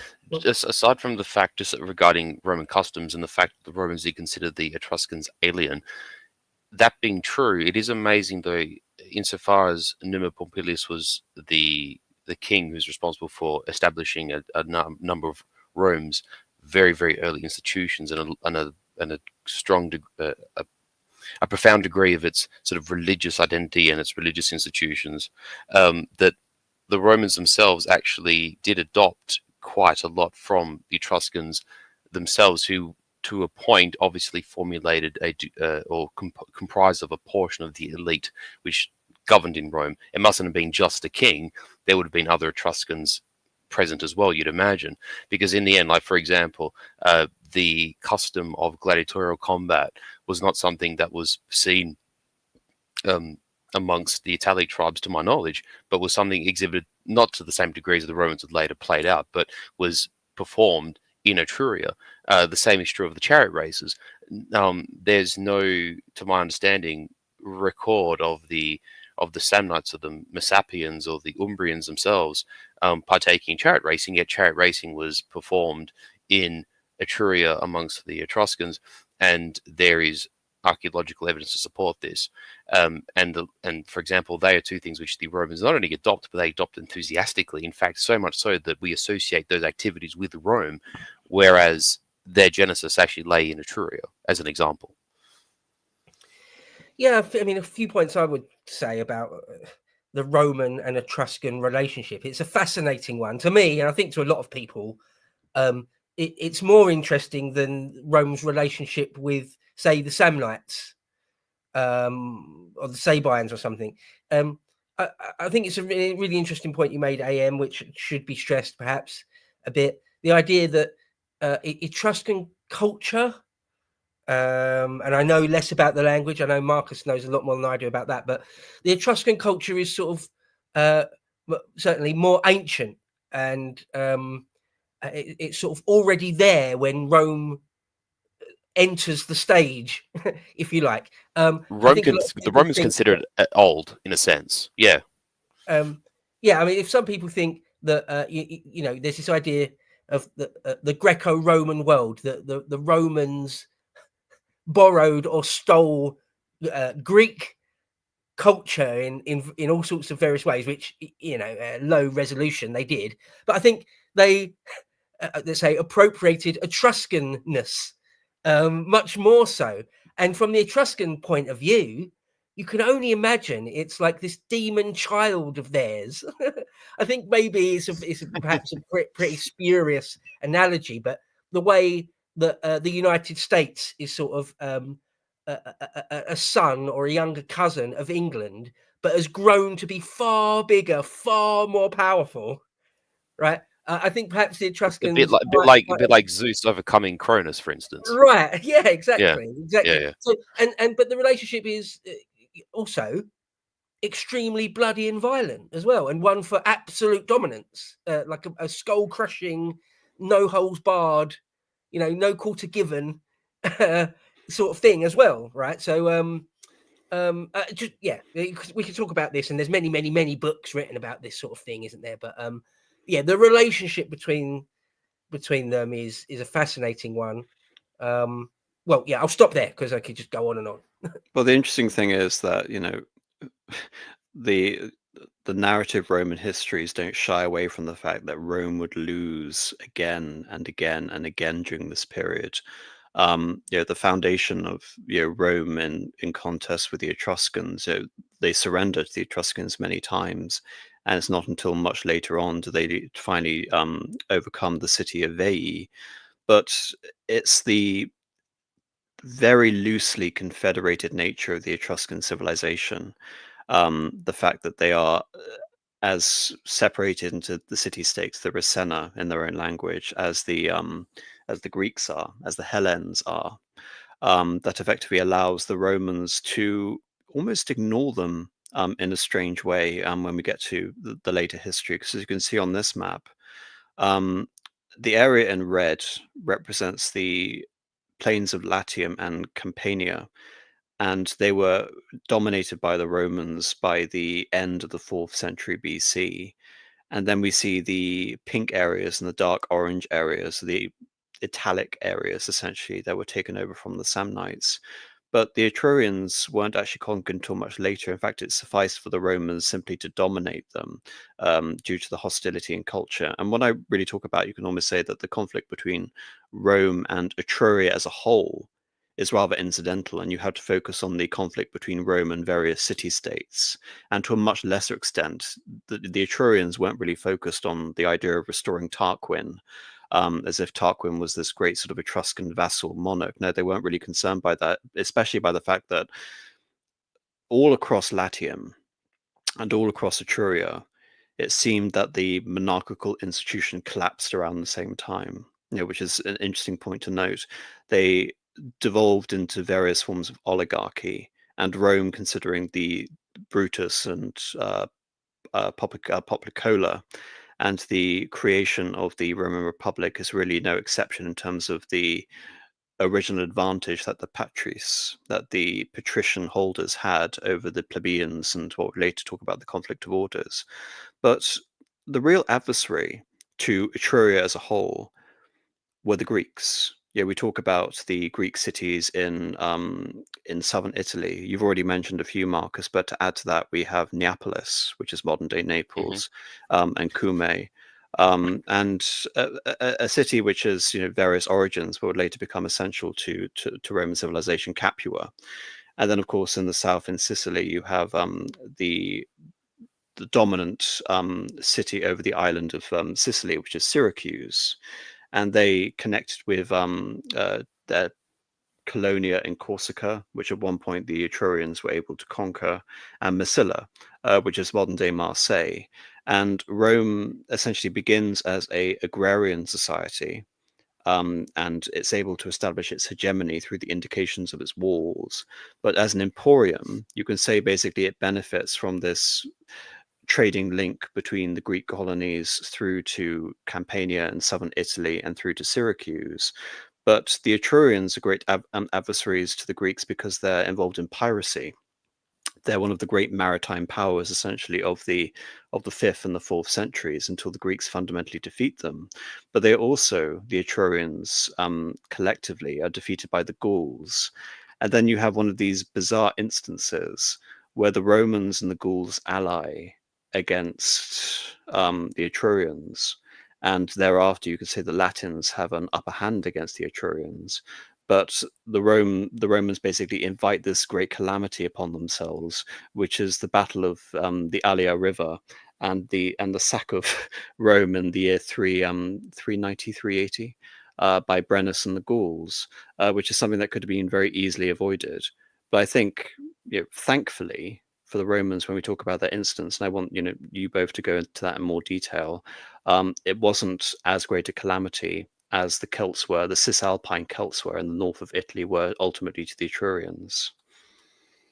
It's worth mentioning just before we sort of continue that, not that what he said is untrue, but insofar as the Etruscans in relationship to the Gauls, is that for a time, what we understand now as the region, what we call the Transpadana, which is sort of corresponds with modern day, certainly Piedmont and large tracts of modern day Lombardia. The Etruscans had actually started to push north. Rome being a nascent state and the Latins sort of asserting their independence, particularly with the formation of the Latin League, etc., under Roman auspices, the Etruscans end up pushing to their north, which puts them into those sort of modern day regions, what we call the Transpadana, essentially the lands in and around the Po and north of the Po River. And it's the influx of Celts that actually pushes them out of that region. And this is where you have the settling of the Senones in modern day, what the Italians call Marche, which is a sort of a province on the sort of northeast Adriatic coast of Italy, just south of modern day Venice, more or less. And the Senones settle in there, and along the Po itself, the Boii settle down, and there's one or two other tribes, the Insubres, and I think one or two others settle in that sort of region. The Celts establish a strong center of power in what we would know as Cisalpine Gaul, or what they would call Cisalpine Gaul, in sort of the north of Italy there, just at the foothills of the Alps. And so at this point, the Etruscans are sort of hemmed in all directions. This influx of Gauls from the north has crossed the Alps and sort of squeezed them and pushed them out of these northern settlements that the Etruscans had set up. And then Rome, as each decade and century passes, grows in strength, and eventually sort of Etruria is sort of crushed in this vice. And as you say, as we've all alluded to, the Etruscans aren't a centralized kingdom. They're not an imperial entity. They are really just sort of like a loose collection of sort of city-states with a general culture and language and identity, but they were never this sort of singular cohesive power. And you sort of see this in the way that Etruria sort of expands with like a cultural strength to it, but then it erodes at the same time at the periphery because it does not have this sort of centralized system in the same way that like the Romans were centralized, as an example. I'd like to unpack that because before we talk about the whole nature of the patrician constitution, I just want to emphasize that how were the Romans able to centralize, and essentially how did that sort of signal a comparative doom to the Etrurians? Because again, I can't actually remember if I've mentioned this on stream or not, but I'm fascinated in the example of Rome because we talked about ethnogenesis with the rape of the Sabines, and the fact that this chronology that we're discussing is that of the domination of Rome over the Italic peoples, and that there is no comparison in Greece. The Athenian and the Delian League wasn't able to establish supremacy over Greece. In fact, ultimately, who were the ones who established supremacy over Greece? It is the Macedonian dynasty, and they are foreigners, they are semi-barbarians. It takes a huge amount of diplomatic as well as military effort by King Philip to assert essentially that he could be a friend of the Greeks, not simply a dominator of the Greeks, but essentially to say that Macedon and Pella are the equivalent of Rome in terms of the whole nexus of Italic civilization is completely absurd. The equivalent would essentially be had the Etrurians come to dominate the Latins in this situation. Invariably, you at times have a hegemony in Greece. The Peloponnesian League and Sparta existing as another, and the closest thing you can possibly say would be the city of Thebes on the eve of the Macedonian invasions in Greece. But nevertheless, Rome is able to establish a preponderance and a domination over all of its other cities to the point that we don't have these great fable city-states which compare to Rome in the same way that the Greek colonia and cities compare to one another. And so, Marcus, I just want to get your thoughts on that. How is it that Rome, of all places, Rome, which was founded under such ignominious auspices by such a ragtag bunch of basically a rabble, a barbarian rabble, and it should be noted that the sources themselves attest to that, the Roman sources, how is it that they established centralization when the Etrurians, and even by extension the Greeks, could not? Well, I think a large part of it lays in the fact that there was, because there's a phenomenon in Greece, right? If you, I mean, this isn't about the Greeks, so don't want to harp on too much about this, but if you read a translation of the Thucydides Peloponnesian War, and as the Athenians, as the Delian League or the Peloponnesian League, like capture a city, conquer it, or annex a province here or there or an island, they'll install a government, whether it's an oligarchic government or a democratic government or a despot, a tyrant, whatever. They obviously shift around, and as the balance of war swayed one way or the other, a province or a city may rebel throughout one government, install another one, etc. But it was kind of generally at the whims of intervention and individual circumstances of a given city or place or island, right? So it wasn't necessarily a transformation or a, not to sound trite to use a modern word, but a revolution born from within a given place or people. Whereas in the case of Rome, and with expulsion of the House of Tarquin and the Etruscan kings, you have this essentially the creation of a regime. And I don't use that in the modern pejorative sense, but it's the establishment of a government, under, if we sort of consider the apocryphal story to be, true, if we accept it as fact, and even though maybe people would prick holes in parts of it, I think there is obviously the genesis of a Roman Republic, and there's obviously a state of transformation where Rome ceases to be a kingdom and becomes a republic, and the Romans create this government, this regime, on the basis of expulsion of a sort of a foreign despotism, a foreign overbearance, and their elite are expelled from the city, and the Romans create their own entity. And the Romans, from the onset, are self-governing, and and this system is theirs. It does borrow certain aspects from other cultures. One might even consider the consulship to be something of a diarchy, but rather than being, monarchical, it is, dare use the word, republican. There is a senate comprised of the Syrtes aristocracy, the leading families, the gens, comprise of this senate, and the Romans then sort of eventually sort of comprise of their own system, the idea of civitas, of citizenship, citizens belonging to the city, and they vote for tribunes, and the tribunes are the representatives of the plebeians, etc. Not to get in the weeds, but the Romans this is their own thing that they have devised, and it is unlike anything although they borrow component parts from their neighbors, here, the Etruscans, the Greeks, possibly the Samnites, possibly Carthage, who knows, but this system is uniquely theirs. And therefore, the Romans themselves are an exponent of this system as much as that the system is sort of, something sacred to them in a way.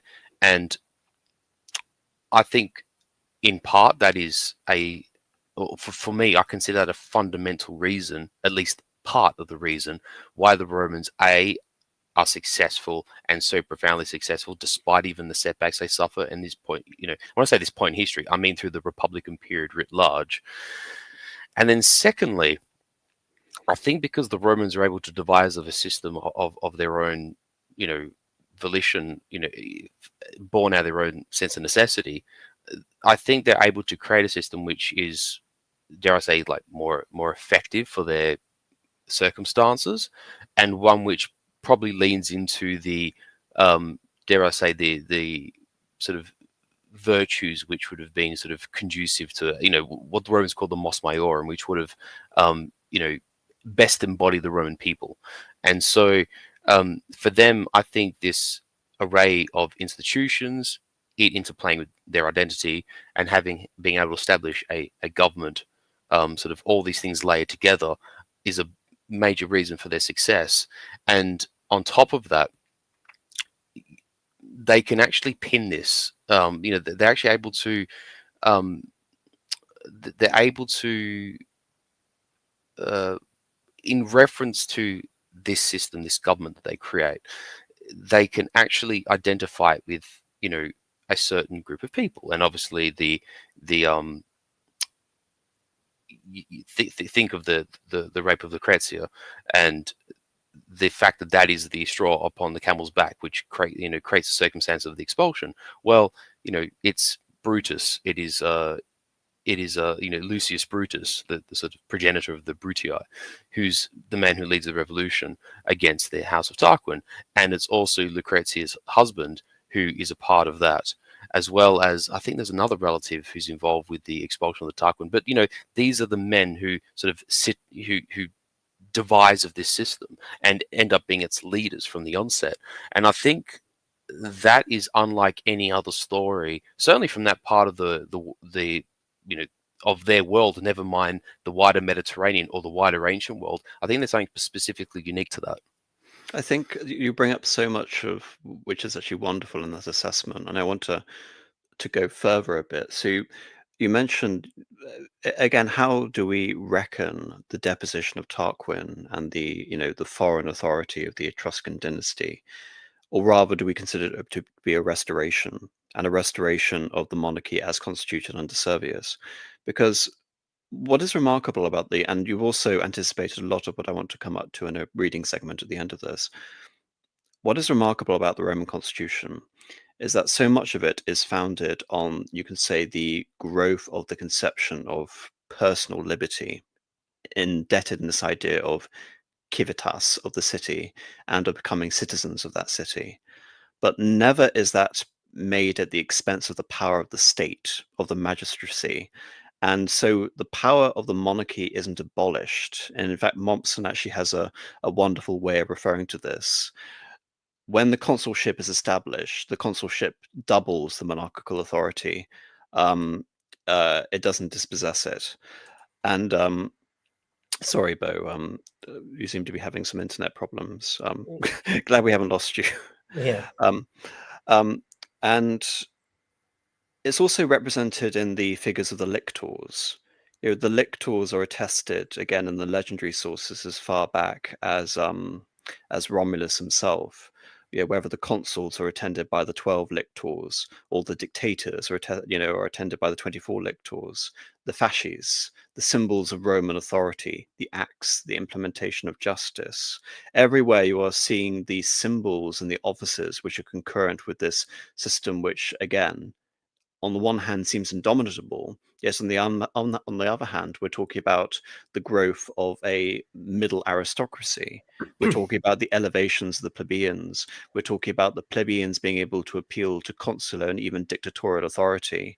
we are allowed a constitution which has effectively allowed a grant of power to a man for 6 months to override the normal conditions and norms and laws of the republic. And yet there is this expectation which is delivered that that man will then relinquish that power and not hold on to it for life. So rather, the power has been retained within the new constitution, but it hasn't been extended to life. It has been devolved to the entire assembly. And in that way, again, we talk about the whole notion of the family and the emphasis on the powers of the state. The Romans are incredibly statist, yet they're also jealously guarding their rights of individual liberty. And within the whole citizenry, the whole notion of the conflict of orders is that the plebs are aspiring essentially to the ranks of the aristocracy rather than having a leveling effect, which is what I want to get into a whole other notion. But then talk about piety. You mentioned again, Marcus, the whole notion of the mos maiorum, the gods. The family, the clan, was an essential component, even though we have the incredibly dubious origins, even if we're going to take the legendary sources as having a degree of historicity. And part of the fundamental structure of the family was not just the dignity of the woman in terms of being able to manage that household, which again seems almost particular to the Roman to Roman civilization, but that of the pater familias basically being dominus in the sense of being lord of all of those under his household, to the fact that from much of the earlier republic, members of the household were effectively denied any rights, even those rights to inherit property, so long essentially as the father controlled all the paterfamilias. But this strong emphasis on the family also went as far as having almost, you can almost say, local religions pertaining to the individual families. When you married into a different clan, you also had to adopt the patron gods of that clan. And then we have the household larium, basically, or the shrines. Again, it's not just a form of ancestor worship, but the whole nature of syncretic Roman polytheism also allows essentially for there to be patron gods within the Roman families, like we see with Venus Genetrix and the whole auspices of Mars, which effectively found the city. So there is so much in the way of synthesis. And again, combined to this notion of pietas is the value esteemed in something like common sense, in prudence, and indeed in the value of poverty, in hard work, and the fact that Rome comes from an agrarian stock, and it can contrast essentially this materialism versus piety with that of its neighbors, and what would then consider to be the complete debauchery of Etruscan civilization versus the heroic virtue of Roman civilization. But Bo, you've been very quiet. Would you like to say something? Yeah. Absolutely. I mean, the question you posed probably about 10 or 15 minutes ago now, when you mentioned Brennus at one point, before your and Marcus's last speaking. The question really of why Rome? What was it about Rome? This one town on the Tiber. Why was that place, of all places, able to dominate central Italy and then, most of Europe in the end, most of the Mediterranean basin? Why that? It's interesting to note that the Romans themselves were asking that question in like the 1st century BC. They were asking that question. That's fascinating, isn't it? And we've been asking it ever since. And there's lots and lots of different, as I think all the things you and Marcus have been saying over the last 15 minutes or so. There's many possible answers, or there isn't just one simple answer. I think of it. I mean, Polybius talks about this. Livy talks about this. A lot of the later historians, Tacitus, Suetonius, they all talk about it. I think it's one of those things where the sheer fact that it happened gives you, it sort of skews people's view of it as though it was always meant to happen. Well, that's not how things work, right? It wasn't written in the stars that Rome was destined to dominate Europe. That's not how history works, right? It was never guaranteed to happen. So I think, for example, if you take the analogy of an individual life, if you look at the example of, let's say, Genghis Khan or Stalin, okay, both those men by rights should have died like a dozen times before they reach the pinnacle of power, but they didn't. It just so happens that they didn't. And so it sort of looks like they were destined to be a massive figure in history. But that's not how it is, right? That's not reality. That's not how history really works. The idea, why was it the British Empire? Why was there a industrial revolution in Britain and nowhere else beforehand? It must be written in the stars. It was meant to be. It could only have been Britain in the 18th century or whatever. Well, no, again, no. That's not how things really work. That's not how the arrow of time or cause and effect work. Rome got lucky in all sorts of ways. They worked really hard for it over centuries. They suffered many setbacks. You know, I think look at Brennus, for example. It didn't just fall into place for them. But anyway, the overall point I was trying to make was that it's just interesting that even the Romans themselves in the ancient world were asking, why us? I think there's another element I also want to bring in, which is again referencing Plutarch. What is the comparison that Plutarch draws to a figure like Poplicola, Publius Valerius? It's Solon, and I think quite a few people are alluding to this in the chat. But you can almost say, and this isn't an original assertion, that what Rome is in many ways, despite again the fact that it's dubious to what extent Rome, again, inherited its traditions rather than intentionally creating or imitating them. But Rome almost seems to be a synthesis of Spartan and Athenian political systems, and it finds a way to balance them. And you mentioned, Marcus, about the creation of the tribunes and the creation of the consuls. Again, the question I've been considering again is that as emanations or as manifestations of the people, that the Romans never considered that they were inventing anything. They always considered that they were essentially restoring institutions, or they were reifying some ancient precedent or whatever. And I think there is so much in Roman history that I think is actually carried through in terms of our understanding of the discipline of history itself, and one such thing is class struggle.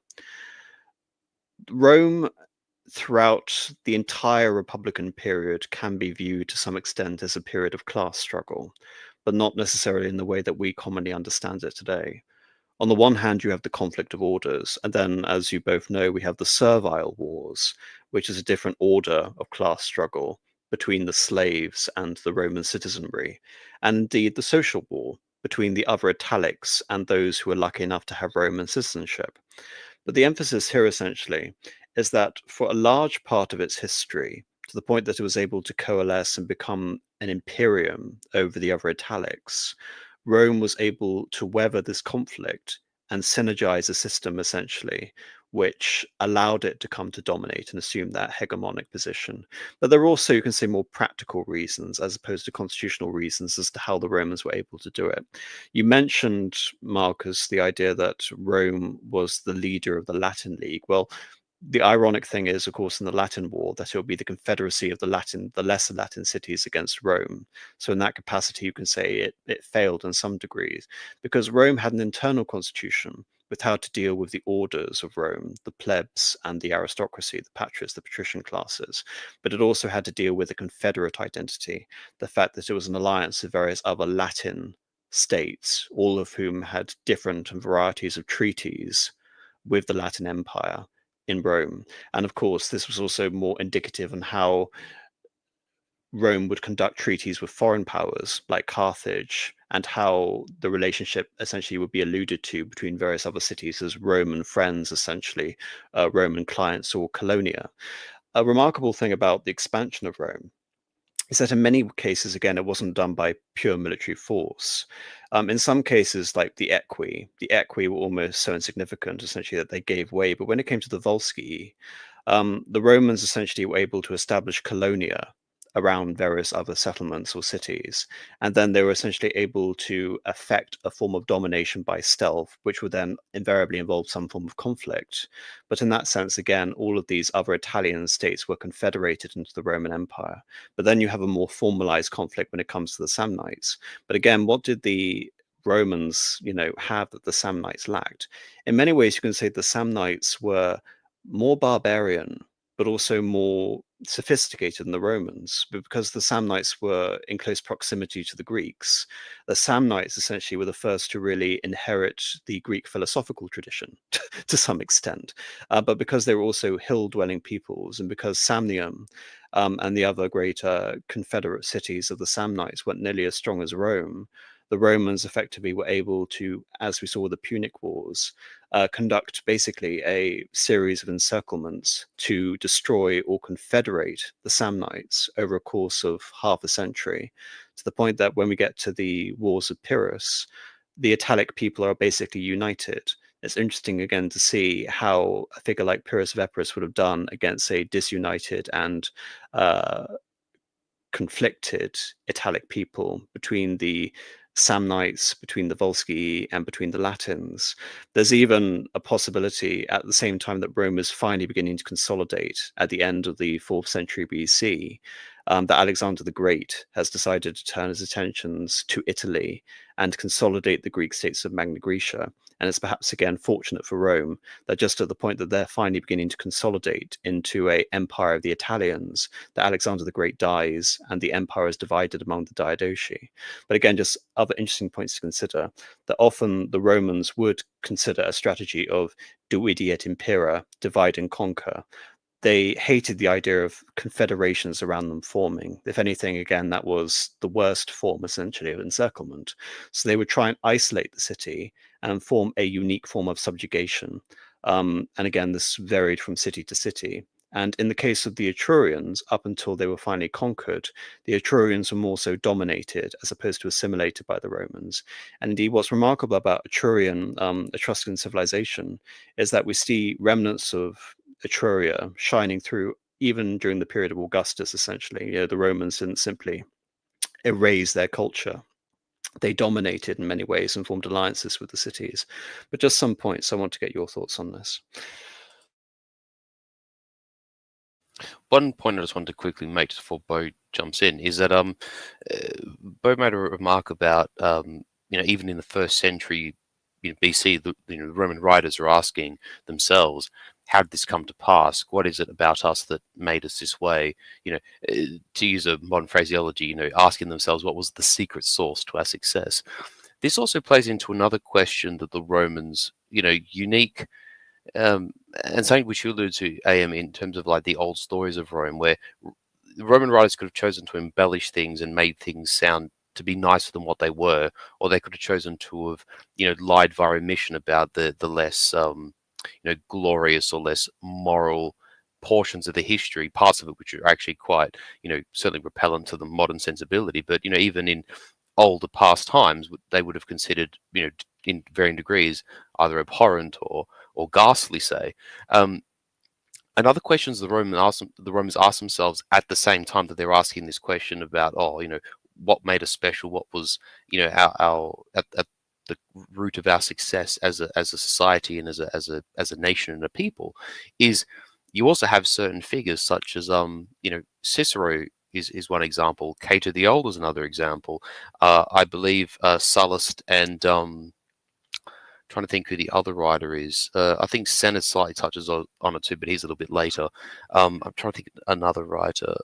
It's just not coming to mind. But these are the writers who also, in their time, look at their government and their society and are already noticing the first sort of obvious degrees of rot, dare I say. And these are the ones who are railing against excess. They're railing against, these are the writers who make observations such as the wealth of the East is spoiling the Roman spirit. And several of these men want to return to what they refer to as the Mos Maiorum, the ways of the elders. And you rightly touch on the fact that the Romans, certainly in early times, saw themselves as like as a tough, hardy, agrarian, sort of semi-hilltop mountain people that, for certainly a large part of their early history, eschewed luxury and eschewed comfort and eschewed. I mean, they lived well and they obviously built a great city, and they devised many things which made their lives more, tolerable and made their city more livable. but these are still a people who early in their history had a toughness and a grit about them, and this is obviously exemplified in their expansion, in their ways of warfare, and in their ability to also bounce back from defeat. We see it under, you know, Marcus Furius Camillus, and in the second founding of Rome, their ability to weather the catastrophe of Alia, and then and to push off Brennus, and then to sort of continue with these, several wars against the Sabinites. There's wars against the Etruscans. Eventually, they end up fighting Pyrrhus, and we've sort of just got to there now. And the Romans proved to be a very, very tough people to fight, and a very determined people. But these writers, like I said, they identify this rot early, and they touch on, with the conquest of Macedon, all this wealth poured into Rome. With the destruction of Carthage, we have lost our great enemy that keeps us, agile and keeps us sharp. And it's funny that, just to touch on what Bo was saying, that these questions are asked around the same time, these observations are made at the same time. What made us special, but also we are noticing the first degrees of decline. I think that's an interesting correlation. And it's funny that the Romans of all people make that observation at the same time about themselves and are very honest about it. Well, it's interesting. Sorry, Bo. Go ahead. Well, I'm just going to build on that a bit.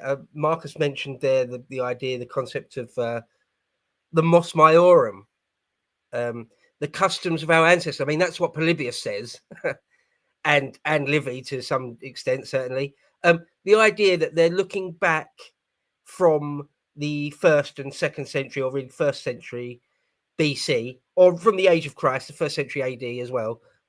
They're looking back at their ancestors during the wars of expansion, during the Latin wars, and they're just saying our ancestors were just hard. They were just badass. They were just great men. Yeah, our system of government had something to do with it, sure. Yeah, our army was pretty good, but it was the character of our menfolk. Look at Cincinnatus, say, right? Or they've got endless examples to draw upon, haven't they? But so yeah, I think the idea of the mos maiorum, whether that's true or not, whether Polybius and people like Polybius and Livy were right or wrong, that's what they seem to have thought about themselves. It was that our ancestors were better, stronger, more noble, more stoic, whatever, men than we are. Us men today, in the 1st century BC or AD, are weaker. But though that's a perennial thing. It seems to be that most generations of people, of men, look back at the generations before and think they were better. For example, even in the Iliad, you've got old man Nestor, who says, when I was a boy, men were men, right? We were stronger and bigger and better than you pansies are these days, right? Or in our age, we look at the so-called greatest generation of World War II heroes. The men that fought across the Pacific were better and stronger and more stoic than the pansies of today, the long-haired hippie layabouts, or the Gen Z, like, nothing burger people, right? It's this thing we quite often almost can't help but look back at the men that came before you and say they were better and stronger, and they may or may not have actually been. Right, that's sort of almost a lesser point, but it's interesting for us, for this conversation, that's what people like Polybius and Livy would say. They would point to the mos maiorum, the customs of our ancestors, and the fact that we're losing that, sort of hard bakes in our decline and fall. Again, whether that's actually true or not is probably a different story, a different conversation, but well, you mentioned Cincinnatus, and it's a good example to bring up. Again, the actual sort of sources on this, like I've, to a lesser extent, obviously, than Romulus, but all take a pinch of salt. But the story of Cincinnatus is that he is called to public service. He's a farmer. He's called to public service to defeat a other Italic tribe called the Aequi. He defeats them very quickly, relinquishes his power, and goes back to work on his farm. Basically, the indication of everything we've been talking to, almost to the point of it becoming cliched.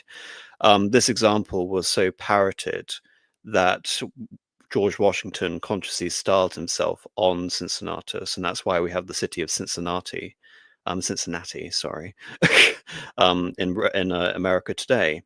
But the other side to that is his son, Caeso Quintictius Cincinnatus, who was one of the great antagonists in the conflict of the orders against the plebs, who is in some ways indirectly responsible for the reign of the Decemvirate in the 450 BCs, which essentially allows for this codification of essentially what was considered to be, you can say, the fundamental law of the Roman constitution, which were the 12 tables.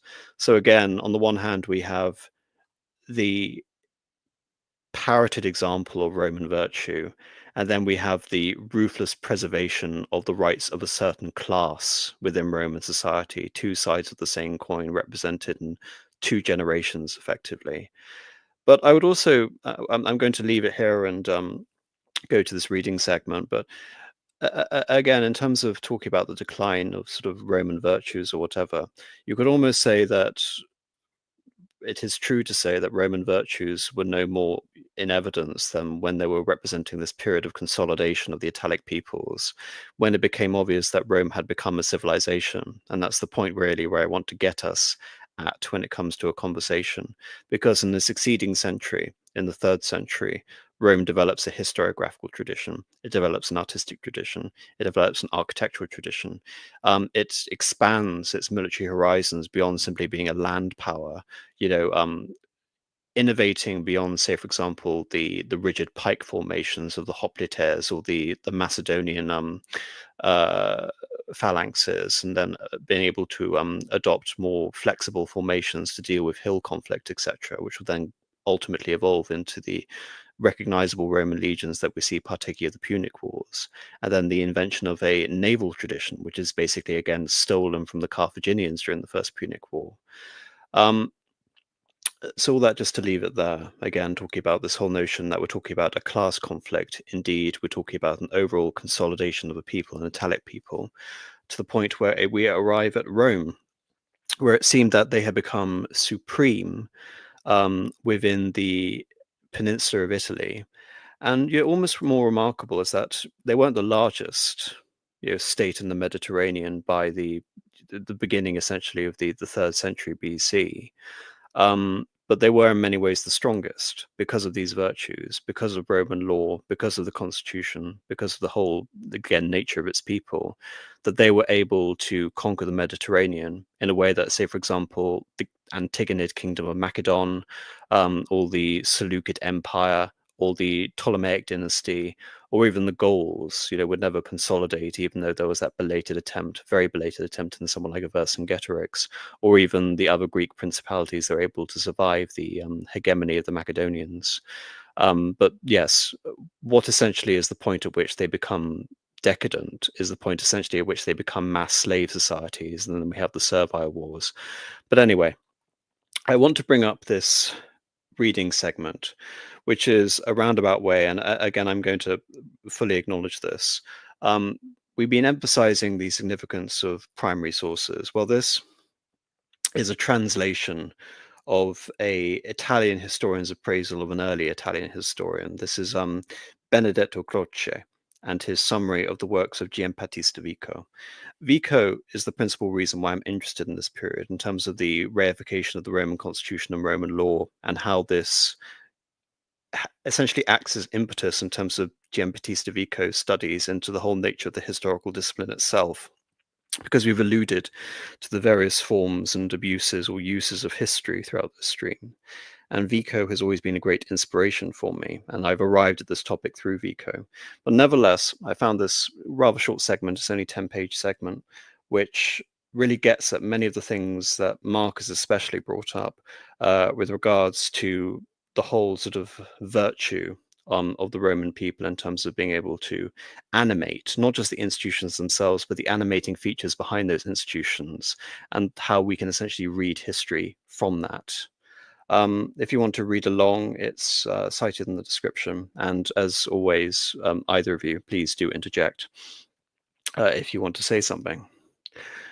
Heroic society in the period of youthful vigor contains within itself, rigorously suppressed, and in fact made into a support, the element of opposition, the slaves, clients, or vassals, that is to say, plebs.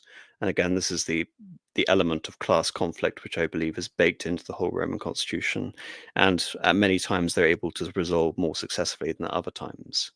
But this element, little by little, succeeds in detaching itself and opposing itself to society, engaging it in continual and undisguised conflict, so as to degrees to overthrow this old society and give life to a new form of society, a new society of which it is itself the material, a democratic society, a popular republic.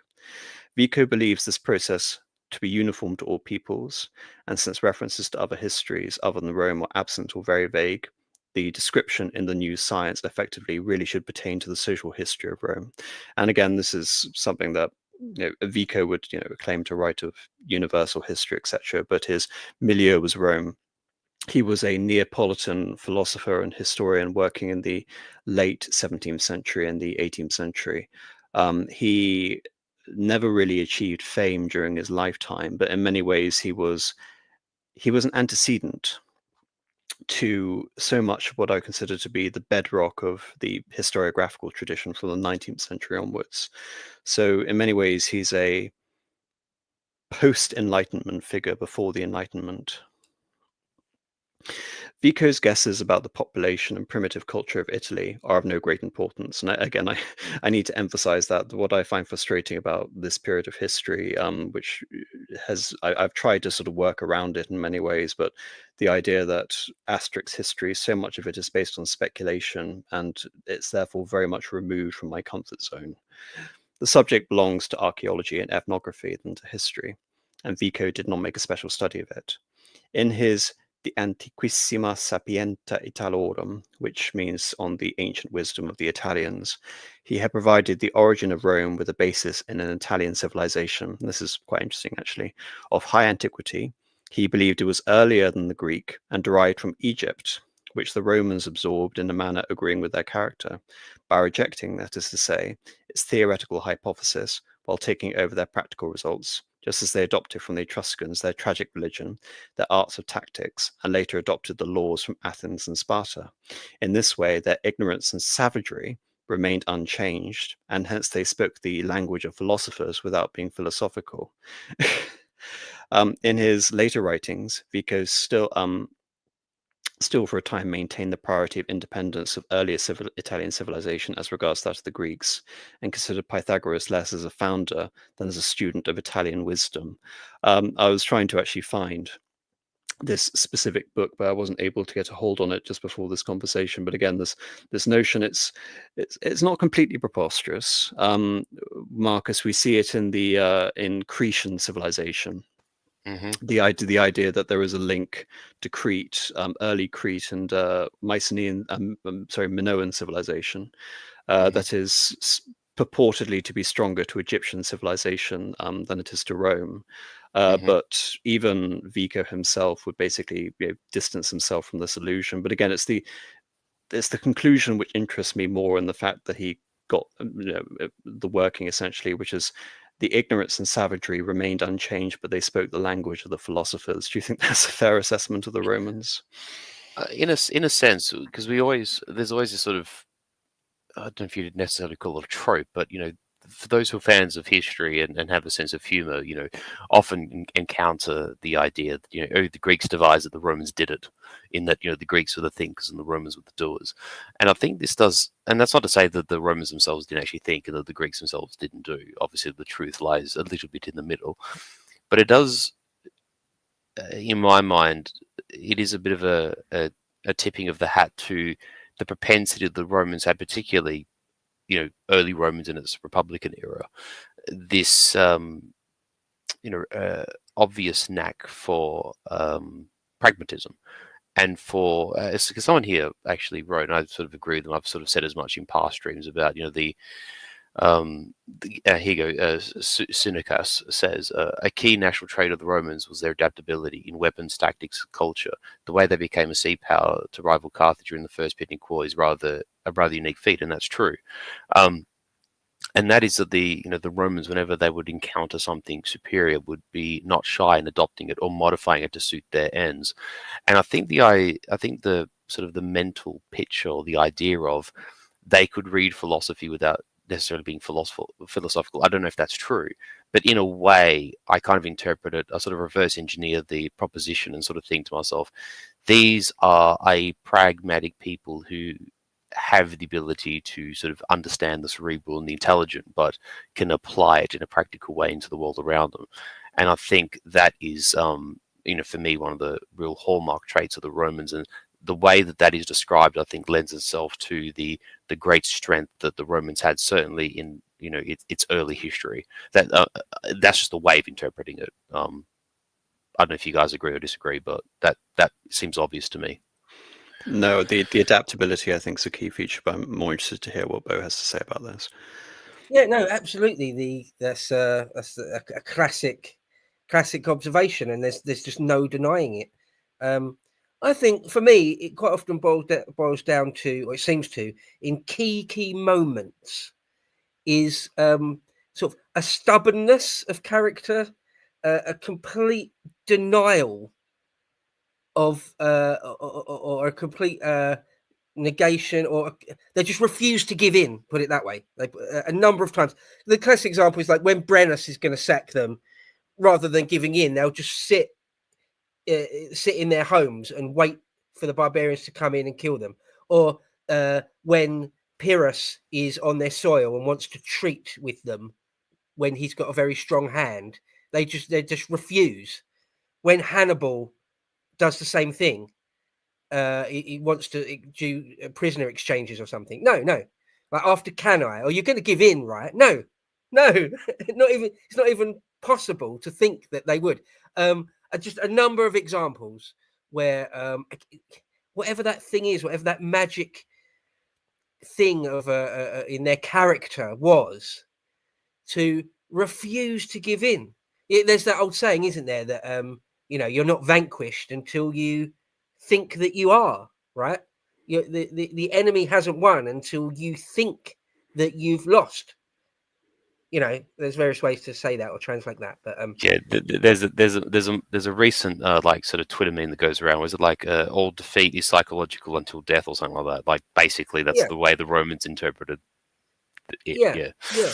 The Romans, there's just a great number of examples. And where I am talking about in the Republic and at least the early Empire, where their sort of force of will was sort of crazily strong, sort of out of time, out of place. Again, the two examples of Pyrrhus and Hannibal, both expecting that they can strike some sort of deal with the defeated Romans now. And it's not even a maybe from the Romans. It's just a flat no. Yeah. But again, you have to remember though that this starts right at the very inception of the Republic with a surrender to the city of Veii. So you can almost say that it takes 100-year war with its rival city of Veii before it is able to assume this mantle of indomitability. Yeah, no, sure. I mean, the Romans do suffer a number of setbacks, don't they? A number of defeats along the way. The classic one is Brennus, isn't it? Mm-hmm. Between Brennus's sacking, like the next sacking of Rome is 800 years Alaric, later. isn't it? It's Alaric, isn't Alaric it? in 410, yes, nearly Right, 800 years later, right, exactly. Yeah. right. So during that whole period, well, I mean, they were on they were no slouches, and they were certainly in the ascendancy before Brennus. So let's make that clear. But anyway, that 800-year period, it's it really is a truly remarkable run. but ultimately, in the end, of course, all good things must come to an end. I mean, in the centuries since Alaric, Rome's been sacked dozens of times, right? Dozens. So, because to be fair, in the wider context, it's actually not in a great place geographically. Right, the later Correct, which is empire why the shows capital that moved. Yeah, it's much better to have your capital in Milan or or Ravenna, Ravenna. or, Yeah, or even in like Croatia somewhere. or So Syracuse, for that matter. yeah, Yeah, yeah, or Nicaea or yeah, Nicomedia or something. yeah, Yeah. yeah. But no, yeah, I mean, it's just a fascinating question. The rise and falls, because the guy you were reading from there, AM, he's sort of an 18th century early version of was interested in cycles, right? The rise and fall of civilizations. That's one of It's basically the inception, you can say, of universal history, which was right. very in vogue in the 19th century. So he Hmm. precurses that cyclical history, the rise and fall of various civilizations, comparative history, Hmm. all of this thing. We see elements, of course, in Voltaire, but frankly, Vico is far more sophisticated as a historian. Yes, I'll continue. What conditions brought about the rise of Rome, Vico does not precisely say. He is certain that if Rome and the world did not begin together, at least the foundation of Rome was a new beginning of the world. The point of departure, which he assumes is the asylum of Romulus, consisting of the families of fathers who gave their hospitality to wanderers and made them into the family. And again, the whole notion that even in the 18th century, a figure like Vico is still prepared to attest to the historicity of Romulus. However, to him there is no Trojan colonization. Vico knew Boccard's treatise of 1663, criticizing the legend of Aeneas's arrival in Italy, and accepts its conclusions, which only confirms the doubts already entertained by certain ancient historians. It should be noted that Vico doesn't include, Livy doesn't include elements of the Aeneid in the tale beyond, the link to Alba Longa and Numitor. It should also be noted that Boccard, just for reference, was a French Huguenot and historian of ideas in the 17th century. For Vico, the Trojan origin of Rome is a legend sprung from the union of two different examples of national arrogance, that of the Greeks, who made such a noise about the Trojan War and forced their Aeneas into the history of Rome, and that of the Romans, who accepted him in order to boast of a distinguished foreign origin. We've discussed this. The legend, moreover, could not have arisen much before the time of the war with Pyrrhus, when Rome began to acquire a taste for things Greek.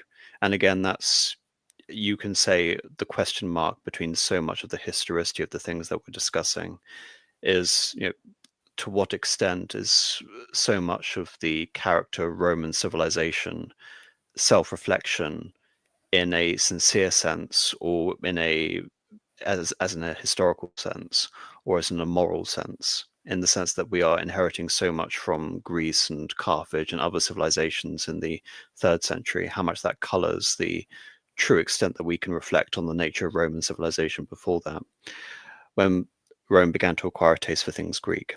In order to explain the infusion of Greek names and myths into the story of primitive Rome and the similarity of the Roman alphabet to the ancient Greek, Vico would incline rather to the hypothesis that early in the history of the Romans, they conquered and destroyed a Greek colony on the Latin coast, of which all trace has been lost in the midst of antiquity, and that through receiving its inhabitants into Rome as refugees and allies, they came under the influence of several Hellenic traditions and customs.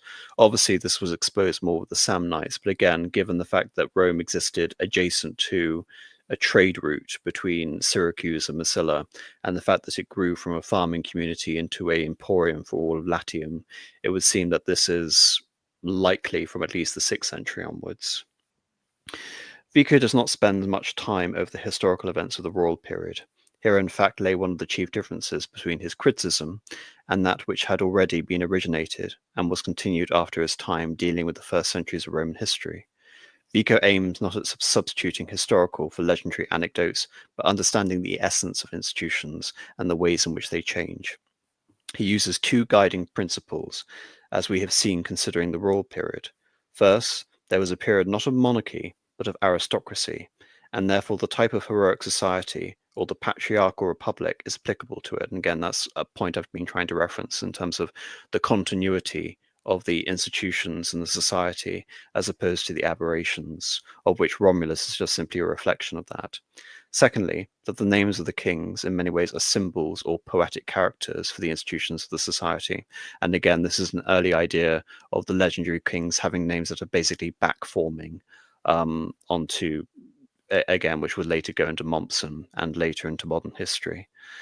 In Vico's judgment, as we have seen on various occasions to observe, the constitution of Servius Tullius should not be considered the basis of popular liberty, as later Romans considered it. It was really the basis of liberty of the feudal laws, since by it the patricians granted to the plebeians the bonetary tenure of their land, together with the duty of paying rent to and serving at the expense of in war themselves and the patricians. And Junius Brutus, in driving out the Tarquins and replacing them by 2 consuls or annual aristocratic kings, restored to the Roman Republic its primitive form. That is to say, he delivered the laws from the domination of their tyrants, but left the people under the domination of their lords. And again, this represents the whole nature of the crisis of the conflict of orders, how so much of the origins of Roman civilization are basically a not so tightly concealed class struggle. And the fact that when looking to someone like Servius Tullius, why would the Romans look at this as the basis of popular liberty? Because the Romans are invested in, as everyone's mentioning, the Mos Maiorum, the traditions of their ancestors. They want to find the earliest possible examples to point to of the continuation of the legacy of their own political traditions and how they see themselves. And that is in many ways how they view their history, and why Roman history, compared to, say, for example, elements in Greek history at the time, is in many ways anachronistic, if not, directly ahistorical. The fact that the gods directly intervene in these events and these institutions are basically retroactively reified, or at least that's how I look at it. The patricians' oppressions of the plebeians after the restoration of Junius Brutus and the struggles and resistances caused by it to constitute the soul of the new development and contain the secret of the greatness of Rome, the key to universal Roman history, clavis historiae Romanae universae. Polybius's explanation of this greatness is too vague. He described it as due to the virtue or the religion of the patricians, and relates the fact of this virtue rather than their cause. Vico also criticizes Machiavelli. Machiavelli, who wrote the Discourses on Livy, is something I thought about adding to this conversation, but as you can probably tell, it would have been far too convoluted and long ultimately to involve a lengthy discussion of the Discourses on Livy in addition to a summary of the new science. However, I have an idea for a future stream, but I don't want to promise anything when it comes to Machiavelli. Vico also criticizes Machiavelli at one time because he adduces certain civil and military institutions as the cause of Rome's greatness, without investigating the cause of those institutions, that is to say, the character of Roman society. At another time, for reducing what were only a partial cause of the high spirit of the plebeians. He thinks Plutarch worst of all, since envy of the virtue and wisdom of Rome leads him to ascribe her greatness to fortune. And you can almost say, when he talks about fortune, not necessarily in the sense that fortune is a goddess, but fortune as in pure chance. Marcus, do you want to say anything? No, I'm happy to continue for now. The fact was that Rome subjugated the other cities of Latium, and then Italy, and then the world, because her heroism was still young, while among the other Latin peoples it had begun to decay. And again, this goes back right to what we've been examining regarding the historicity of Romulus and Remus, the fact that Rome is a upstart civilization and is prepared to undergo what you can say to be incredibly heinous acts in order to effect an ethnogenesis, but that in a way endows it with a vitality. So its patrician class will again talk to these ancient antecedents, yet it's also a young civilization, paradoxically, or not so. Thanks to this youthful vigor, the patricians were strong enough to preserve their order and the religion which formed its foundation and its safeguard. The plebeians were spirited enough to demand a share in religion, auspices, and all civil rights. The lawyers, lastly, were wise enough to interpret the old laws and apply them to any new case that might arise, and strove with all their might to alter the text of these laws as little and as slowly as possible. These were the chief causes of the growth and permanence of the Roman Empire. For all its political changes, it contrived to remain faithful to its principles. And again, Bo, referring this back to an earlier stream, you can see that nothing is sort of more evident of that in the way that Augustus tried to present his assumption of complete power. Would you say that's fair? Yeah, yeah, absolutely. Yeah. You know, Augustus, through people like Livy or um uh I said it earlier in the stream, who bloody wrote the Aeneid, Virgil, through his poets and his patronage, kind of reimagine. I kind of hate that word, but he sort of reimagines elements of Rome's story for his own benefit. Do you think is that? Am I overstating that? Is that crazy? No, I don't think that's too crazy. But I think he's basically the exemplar of a much older tradition in that sense. You know, of Mm, course, he mm, was a great propagandist, and mm. he had basically an intellectual golden age at the time to basically support that. So it was at most, you know, it was a glorious restoration, but there was also an aspect of fraud Yeah. about the whole Mm, thing. I mean, I mentioned this when we actually did the stream, the idea that the propaganda is that Rome is the city that was destined to conquer the world, but also the best propaganda is also true because Augustus did conquer the world. So yeah. it's not just pure fraud. I just want to emphasize this point: the origin and fetishism of modern institutions. Yes, and that's why I find Vico interesting, because he criticizes historians and other analysts who attribute glory to post effect. So the institutions are themselves not the emanation of Rome's glory, essentially, but they are simply impressions left by a character of a people. And so once that inner volitional character is lost, then the institutions basically become perverted or lose all meaning, which I think is obvious in an institution like the Senate. The institution of the Senate continues all the way up until the sack of Constantinople in 1204. But to see the Senate in 1204 as the equivalent of the Senate in 300 is completely absurd. And that essentially is the point of analysis. Mm. Yeah, I mean, it really is. It really is in the Augustan age, or in the dictatorship of Caesar, when the Senate is, well, you can put it even earlier, can't you? You could say during the civil wars of Marius and Sulla, where the Senate, the true cockpit of power, is no longer with the Senate, and certainly, in my mind, anyway, certainly by the age of Tiberius, Caligula, by the age of Nero, they're entirely subservient, completely entirely subservient, really. But yet, so before that, though, but by the between the first, sorry, between the last king being ousted and the age of, let's say, Marius and Sulla, in that window of time, what a remarkable body, right? I think it's impossible to avoid the conclusion that it's a really remarkable thing in history that what that body was able to achieve. Um, I think, to be fair, we didn't really we've taken it for granted. I think a bit that people know about the wars, the wars between the plebs and the patricians. Um, I but, don't think we have. We've discussed this at length regarding the whole notion of Roman society being a continuous class struggle, and yeah, okay, I picked this specific element because it arrives at a very interesting point, which is the final point I want to leave here.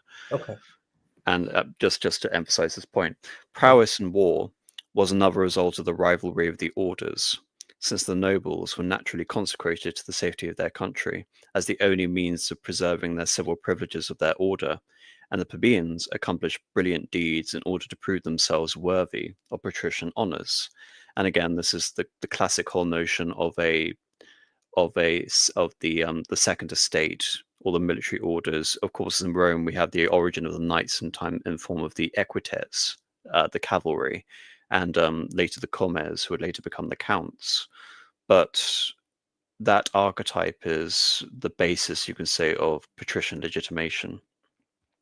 And when the Romans extended their conquests and their victories over the whole world, they made use of 4 rules, which they had already applied to the plebeian orders within Rome itself. They reduced barbarian provinces to the positions of clients by planting colonies in them. They granted civilized provinces bonetary tenure of their land. To Italy, they gave them quitteri tenure, and to the municipia, the towns which had earned better treatment, they accorded the same equality with themselves which the plebs have finally won. About this quiriteri, this is a manifestation of mancipatio. Mancipatio is the origin of what we understand as emancipation. In Latin, it's capere, to take hold or to hand over effectively. And what quiriteri is a variation of quirites, which is basically the civilian body of the Roman citizenry when not at war. But what the quiritary right represents, it's the right of ownership. It is the right of dominion. I mentioned that such was the strength of the clan and the power of the individual patrofamilias, the head of the household, that in many ways that the sons did not possess the same rights so long as the father still lived. However, it was the extension of the quiritary right, of the mancipatio, of the emancipation of Romans, essentially, in Roman law. Even though there are precedents that exist before the codification of the great Roman law in the 12 tables, you can say that this is what we can say to be almost like the origin of Western property rights, I think, exist in the quiritary right or the mancipatio. But of course, this isn't simply the right of someone or a free man to possess land and wealth and self-ownership. This is also the basis from which any, again, mancipatio, any liberated individual can also own slaves as well. So always emphasize the fact that there was a vast slave society, and in many ways that doomed Rome, especially after the destruction of Carthage and the sack of Corinth and the destruction of Macedon, which you've alluded to, Marcus. Indeed, and also to coincide, because I've spoken about this before in other streams, is that you have this dual phenomena of, how can I put this? In the case of Carthage, like a complete and totalizing victory, and in the case of the Hellenic world, the absorption of the greater part of it, by which I mean, territorial homeland, Greece, Anatolia, and then parts of the Near East, which would have constituted the western portion of the Seleucid Empire and the entirety of the Macedonian kingdom, and of course the city-states, including the Aeolian and Aetolian League, etc. These all fall into the Roman dominion over the next succeeding centuries from this time period. Is that the influx of slaves brought about by that success also coincides with the let's call it what it is, a catastrophic loss of the Roman manpower base, particularly suffered during the Punic Wars. And then, not that the Romans suffered too many severe setbacks at the hands of the Hellenics, but the Romans do have their nose bloodied more than once. And so, in essence, this evaporation of the much vaunted and famed Italic manpower is then in some ways replenished, if I can use that word, or replaced by this influx of slaves, which forever alters the socio-demographics of the Republic, and really is one of the fundamental components of the Republic ceasing to work. There are other factors as to why it doesn't work and why it grows weak and collapses. But that phenomena, those two things occurring more or less at the same time, is an often underlooked feature, because it interacts with so many aspects of Roman polity, Roman economy, and even the status of the tribes, for instance. The social wars are part of that as well. The ramifications end up being quite vast from this time onwards. Indeed. And we're talking sort of later sort of Republic, but all of these things are sort of features that we see within the whole nature of the class conflicts themselves. The result, correct. The result of the first struggles, in which the point at issue was, according to Vico, the bonetary possession of land.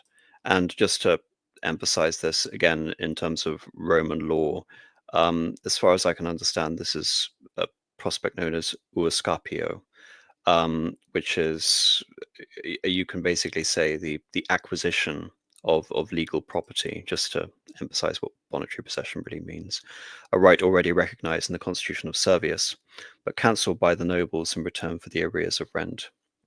Is seen in the tribunate, and later, when the plebeians claimed the right of curateri tenure in the laws of the 12 Tables, ratifying this plebeian victory.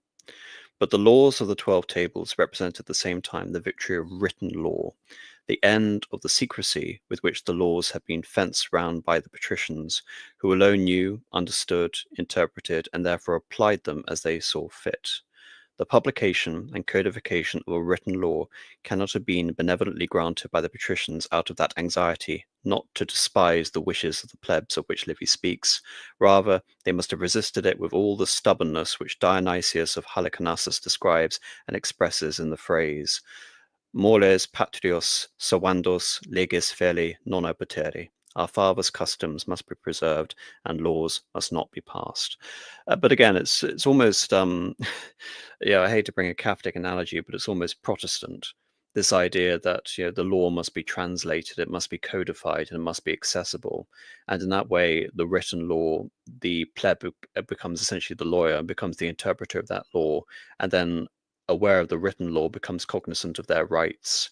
And again, someone has already alluded to it in the chat, the constant sort of fetishization of the institutions. But in that sense, the arrival of written law and a written culture, of a literate culture, and of a educated plebeian class, basically again gives rise to these impressions and conceptions of Roman rights and the whole notion of Roman civility, Roman citizenship status.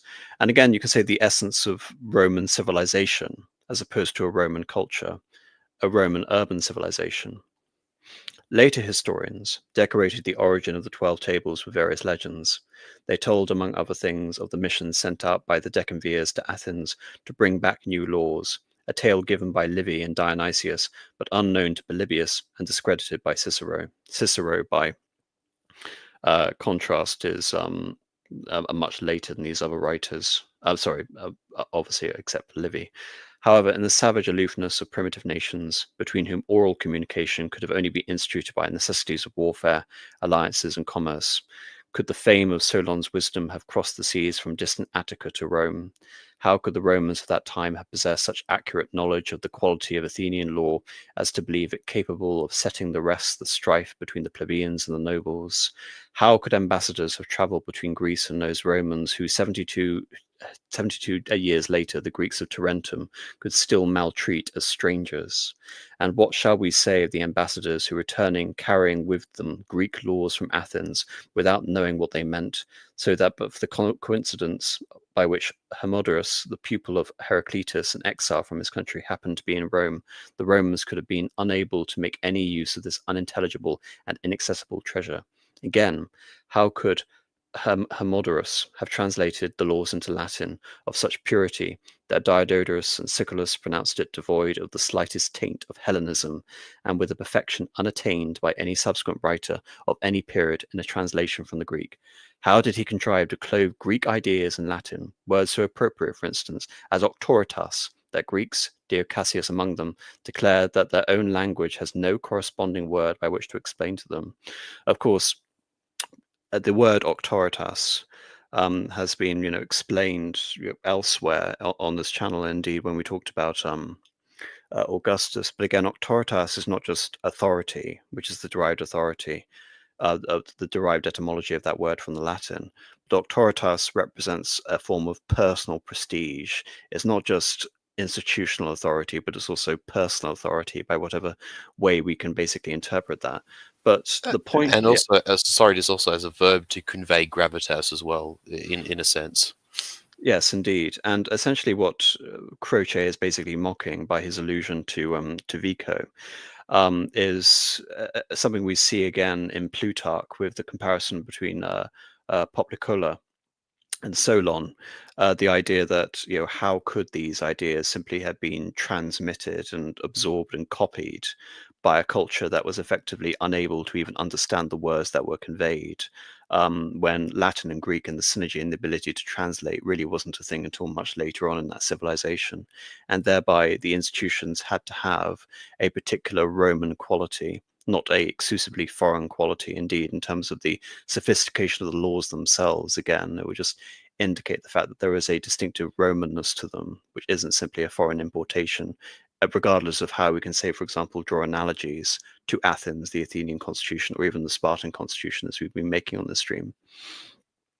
Heraclitus's letter to Hermodorus must have been conveyed by the same mail that Sir Pythagoras in his distant voyages up and down the world is in fact an imposture of the first quality, and the whole story of Athenian origin of these laws is due to the arrogance of scholars who derided them first from other Latin peoples, such as the Aquii, and then from the Greek cities of Italy, then from Sparta, and finally from Athens, with whose names, thanks to the renown of the Athenian philosophers, they were at last satisfied.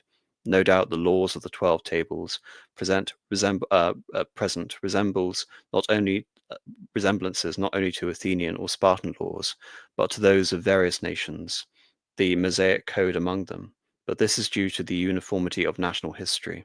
No doubt the decemvirs were in antiquity supposed to have originated laws bearing clear traces of Greek influence, such as the prohibiting of Greek style at mourning at funerals, but this is because, as we have seen, the decemvirial legislation, like the names of the various kings, became poetic in character, and to it were referred all the laws recorded in the public archives, which tended to the equalization of liberty. But the original law of the 12 Tables, with its primitive rudeness, inhumanity, cruelty, and ferocity, which agrees so ill with the period of highly developed civilization, such as at Athens. This is in the 5th century, so this would be the height of the Athenian Golden Age, just after the Persian Wars and the victory at Marathon, and then Thermopylae, and then Salamis, is a document of the greatest value for the ancient natural law of the Latin peoples and the customs which had existed among them from the age of Saturn. Of course, exaggerating, we talk about the literal age of Saturn. Quiritury tenure of land and a written code of law once gained, the struggle recommenced over the question of the right of marriage. The true meaning of this contest has been lost among the absurdities written on the subject by the ancient historians themselves, in the belief that its basis was the desire on the part of the plebeians, who were little more than wretched and common slaves, to be allowed to form connections with nobles. This error has made Roman history even less credible than the legendary history of Greece, for we do not know the meaning of the latter. The former is in opposition to the true order of human desires. It shows us that the plebs were aspiring first to the nobility, secondly to offices and magistracies, and finally to wealth, whereas men desire first of all wealth, then offices in the state, and lastly nobility. What the Roman plebs really claimed was not connubio com patribus, but connubio patrum, not the right of connection by marriage with the nobles, a claim which they would wish to have made, and was at bottom unimportant, but the right of contracting solemn marriages as the nobles did. For without such solemn marriages, without privileges of the auspices, the plebeians were in fact unable to enjoy the quiritury tenure of land and to transmit it to their families, deprived as they were of descent, kindred, and relatives. The demands for connubio was, in a word, simply equivalent to a demand for the right of citizens, and it was satisfied by the Canulian law. This again is to emphasize the fact that family, the basis of the dominion of the family, is essential in terms of being able to understand Roman society effectively. And part of the rise and the power struggle of the plebeians is for the plebeians to be recognized as their own clans. And of course, you both will recognize this, especially when we come into the imperial period. It's the plebs aspiring to ranks which, again, the patricians would consider, completely beneath them, like the consular ranks, like the dictatorial ranks, but even the whole basis of marriage. If they can attain the rank of sacred, legally sacrosanct marriage, then they can in turn inherit property and pass on property, form their own traditions, form their own gods, to which point the formal distinction between the patris and the plebs actually becomes obscured by this whole process. You can say that part of the greatness of Roman law is that the plebs aspire to the quality of the patricians rather than it having what we basically consider a pejorative of modern democracies, a leveling effect where everyone goes down to the level of, as has been referenced here, wretched and common slaves. Instead, everyone has aspired to the right of patricians. Indeed, we're talking about notions such as auctoritas and gravitas, personal prestige, and you can say the legacies within the Roman families of service to the state, the statism of Rome and the connection to family. Effectively, they're made to glorify one another. What do you think of that assessment? I think there's a part of it which is true, whereby as there's an influx of what the Romans called, novo homo, new men into the particularly at the latter part of the second century and into the first century, into the ranks of power, into the curia, into the senate. We see with people such as Pompey Magnus and Marcus Tullius Cicero are two obvious examples. That distinction, what the old aristocrats or the descendants of the old aristocratic families worry or are concerned of will be the disillusion between the distinctions that ends up sort of in many ways playing out. A lot of these families do survive and live on throughout into the imperial era, but certainly there's a transition phase whereby these senatorial ranks and the consulships and a place in the Senate was for the longest time not accessible to the plebeians. But as the institutions and as the functionality of the republic starts to falter, we sort of see these two things playing out at once. The institutions sort of, grunting under the weight of the Republican Empire, if I can call it that, and essentially being fit to burst. Meanwhile, there is this influx of, let's call it possibly new talent, this influx of novo homo into the center of power of Rome and into its institutions. Eventually, that prophecy, if we can call that, plays out and becomes fact. I mean, I find it remarkable, really remarkable, that what a good innings it had. From the expulsion of the kings through to the real breakdown of the republic. Post the Gracchi, even. How long that survived, that equilibrium or that balancing act between the plebs and the patricians. Maybe it's not. Maybe in the ancient world things moved much more slowly. Perhaps that's one thing you could point to why it lasted so long. But to have a fair few centuries there where that balancing act, if you want to call it that, between the patricians and the plebeians. I'm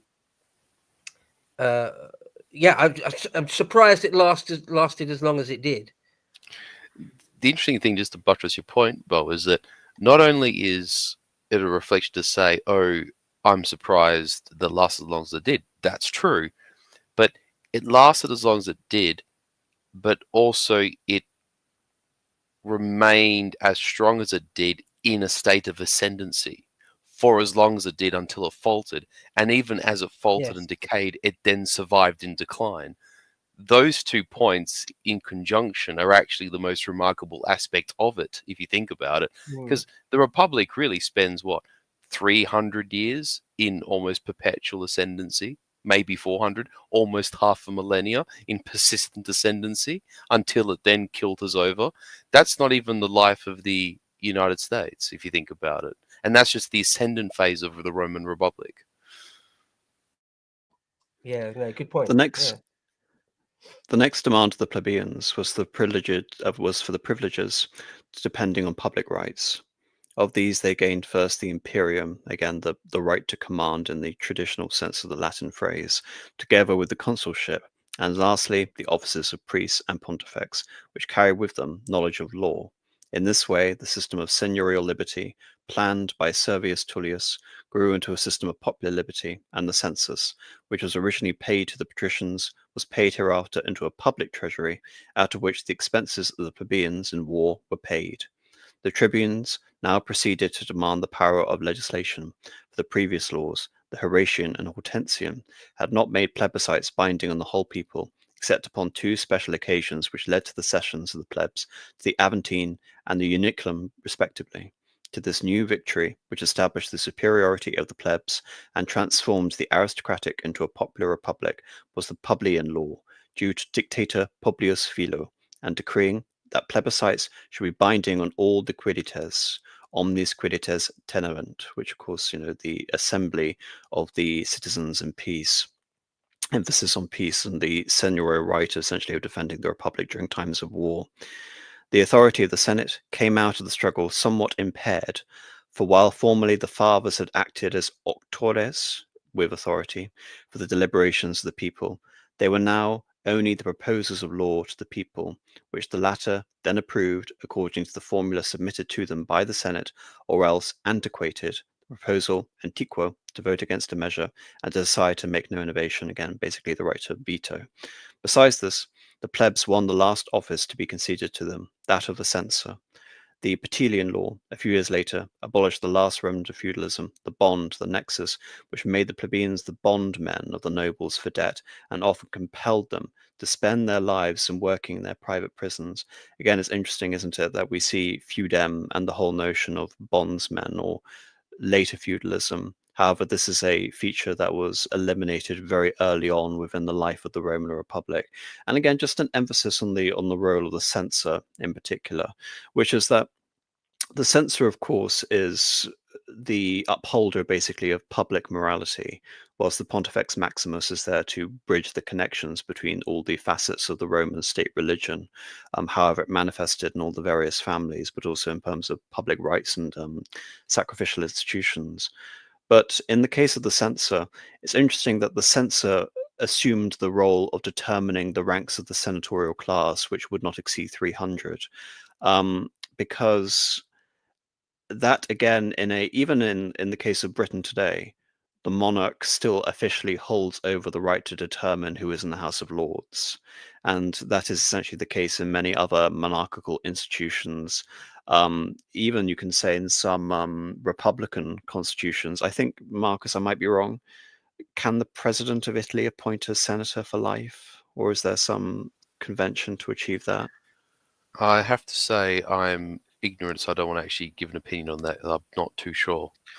But nevertheless, that precedent exists, if Mhm. not in Italy, at various times in various polities. Whereas the triumph of the orders, the conflict of the orders, is to manage a system where the consulship, which, like I said, with the whole Mommsen idea, the greatest way to embolden and empower the magistracy of the Roman state is to double it, yet also cancel it. The consulship, which was held originally by the senatorial classes, which is now open to plebeian officers, which would basically have the rank of a republican monarchy, that right has been stripped from it and instead been handed over to the censor, which itself is open to the plebs at the same time. So in many ways, even the ranks of the senatorial class is no longer the preserve of, again, you can say the last vestiges of royal power. And in many senses, again, that emphasizes the deregalization of the Roman Republic and making it what, again, Vico describes as popular and even democratic, but not by no means in the way that we would understand that today. And even compared to the example of Athens, that's far from it, if anything. Sometime later, when the division between the patriciate and the plebs, with the corresponding comitia curiata or tributa, the various convoked councils and the tribunal authority, was replaced by Fabius Maximus's division, according to the property of citizens, who are now ground into three classes of senators, knights and plebeians. The orders of the nobles disappeared entirely. Senator and knight were no longer synonymous with patrician, nor plebeian, or baseborn. The Senate, however, preserved sovereign dominion over the finances of the Roman Empire, though the empire itself had passed to the plebeians, and thanks to the so-called centus consultum ultimum, It maintained this dominion by force of arms so long as Rome remained a popular republic. Whenever the people attempted to take it into their own hands, the Senate armed the consuls, who forthwith declared traitors and put to death plebeian tribunes who had originated these attempts.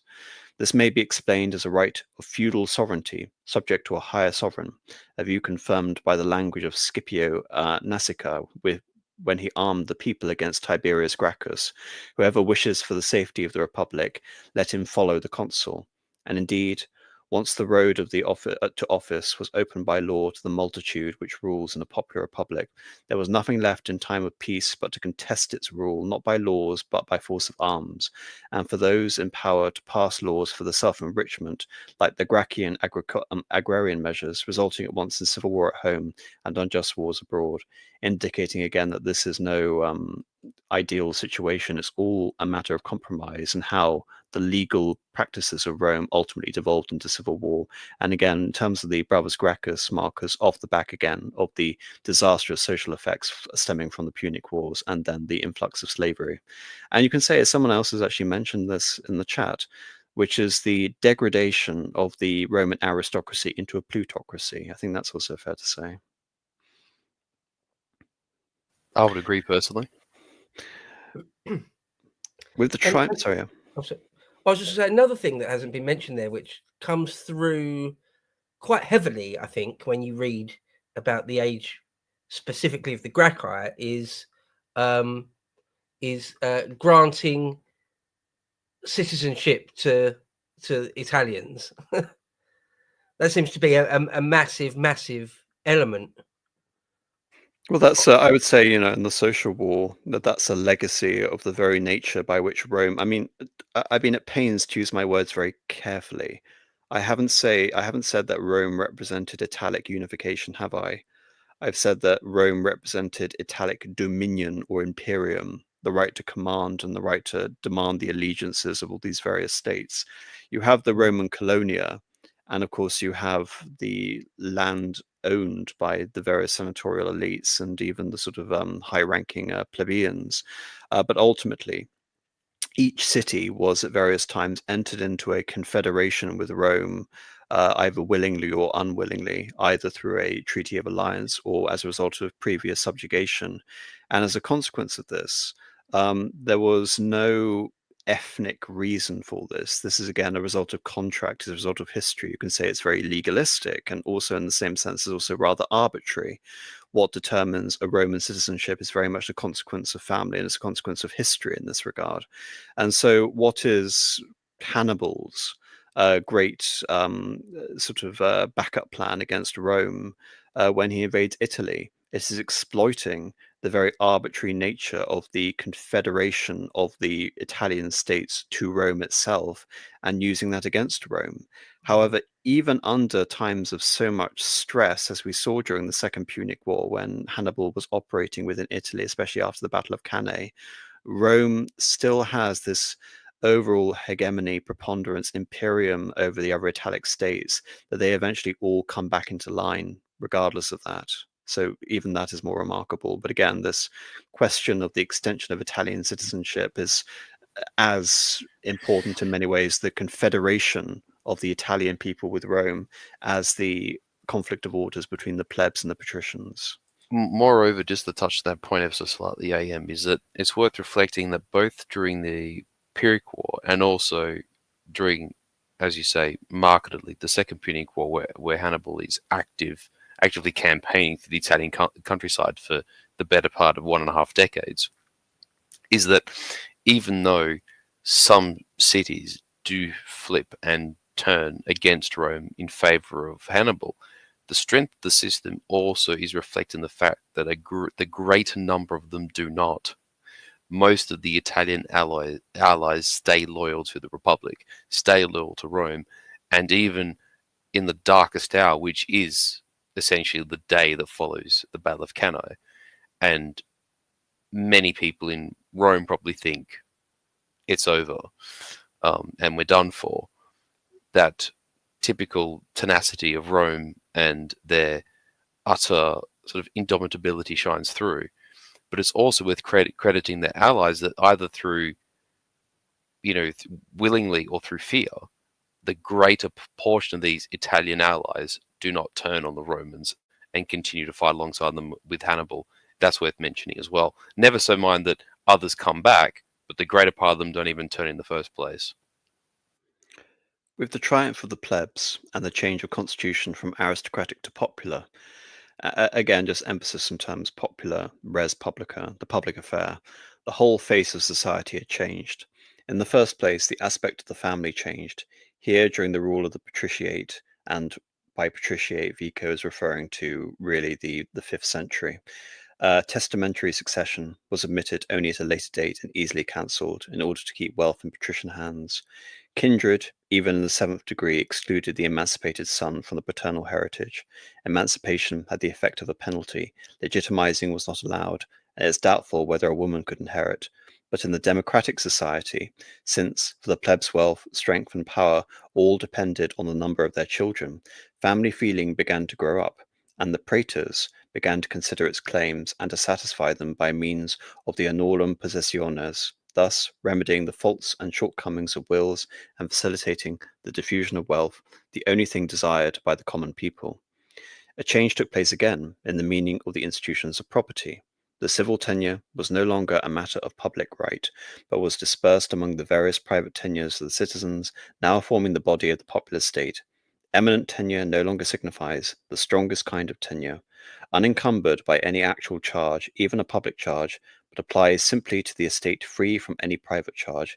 Curatary tenure is no longer that of which the noble was feudal lord and under the obligation to aid his client. The plebeian, if ousted from it, has become a private civil tenure, capable of being defended by a civil suit, as opposed to the bonetary, which could be maintained by possession only. Again, appeal to the institutions of the republic and the rights of the plebs versus, you could say, the original feudal nature, or as Vico is referring to, the patrician nature of the original state, and this diffusion from the aristocratic to the popular. And again, I don't really think he's even using aristocratic in an Aristotelian sense, but aristocratic in a way that he would have assumed it in the 18th century. The forms of legal process were pruned of the luxurious growth of fictions, solemn formulae, and symbolic acts, simplified and rationalized.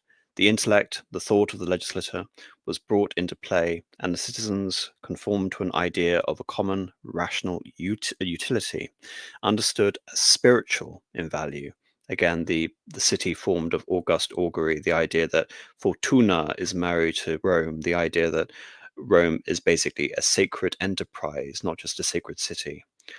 And the whole idea of dating the entire history of the world back to Ab Urbe Condita, the founding of the city. Causes, which were originally formulae safeguarded by accurate and precise language, became affairs or negotiations solemnized by agreement, and in the case of transference of tenure, by natural tradition. And it was only in contracts said to be completed by word of mouth, that is to say in stipulations, that the safeguards remained causes in the strict ancient meaning of the word. Thus, the certitude of the law, when the human reason was fully developed, passed into truth of ideas determined by the circumstances of fact, a formula devoid of any particular form, formula naturae, as Varro calls it, which, like a light, informs all the minutest details of the surface of the details of fact over which it extends. In popular republics, the ruling principle is aquam bonum, natural equity. Now, equity, speaking of this in the 2020s, has a incredibly pejorative implication, which is why I find leaving this conversation and this segment on the notion of aqua bonum quite fascinating. When you look at the Delian League, especially the way it conducted foreign policy, the nature of democracy in Athens, there was an arbitrary and indeed a unjust quality to many of the acts and the aggressions committed by Athens. So, how does democracy, quote unquote, manifest in terms of Rome? And manifest in terms of the strength of the law. But this law isn't simply an imposition by some foreign imitation or power, which again can be explained by the diffusion or the lack thereof of language, but essentially of the manifestation of the concordia of the various estates, the confederations to Rome, but also of the classes within Rome themselves, which means that even in the absence of a supreme magistrate like a king, the Romans were able to maintain a quote-unquote democratic constitution in which basically a larger number of people were allowed to attain high rank within the system, opening it up, i.e., coming back to the original notion of emancipation, or the Roman legal quality of mancipatio, the idea that the families themselves were in a stronger position to inherit and thus defend their land. And thus, at the time of the High Republic, or the Golden Age of the Republic consisted of small but ultimately independent landowners that could appeal to the right of the state and could appeal to a form of personal auctoritas, gravitas, to a republican tradition and also their own religious traditions, which basically form the basis of Roman society. And that's where I'm going to leave it here today. I hope to people listening that we basically explained how Rome was able to succeed in establishing its imperium over the Italic peoples, and basically the foundation for which we see the conquest of Rome over the Mediterranean world and later the Roman Empire. And indeed, even if we look at later institutions or reformulations of the Roman law, like the Code of Justinian, which, although different, is manifested throughout the world in many other ways, something that always comes through in terms of the superlative nature of Roman civilization in the Mediterranean world is the strength of law above all else, and why I place so much emphasis in the Constitution. But anyway, do either of you have any particular thoughts before I get to the super chats? No, I think we've covered quite a lot. I think I really enjoyed the conversation.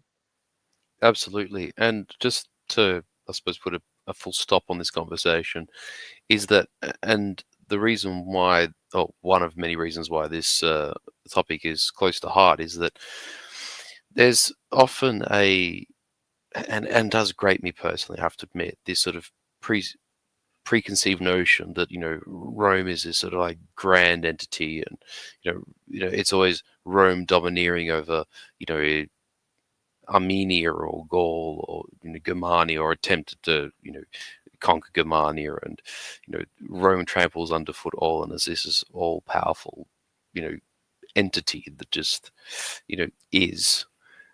But if you look at Rome in its early times, and Rome at its genesis, Rome was the story of Rome is so unlikely. It is amazing that we don't talk about the Samnite Empire or the Umbrian Empire or even the Etruscan Empire. We speak of the Roman Empire and the Roman Republic, and I think when you look at its very, very inauspicious and in some ways quite very humble origins, for it to become what it did is actually one of the most astonishing sort of examples of of you know of coalescence, of materialization and success in world history.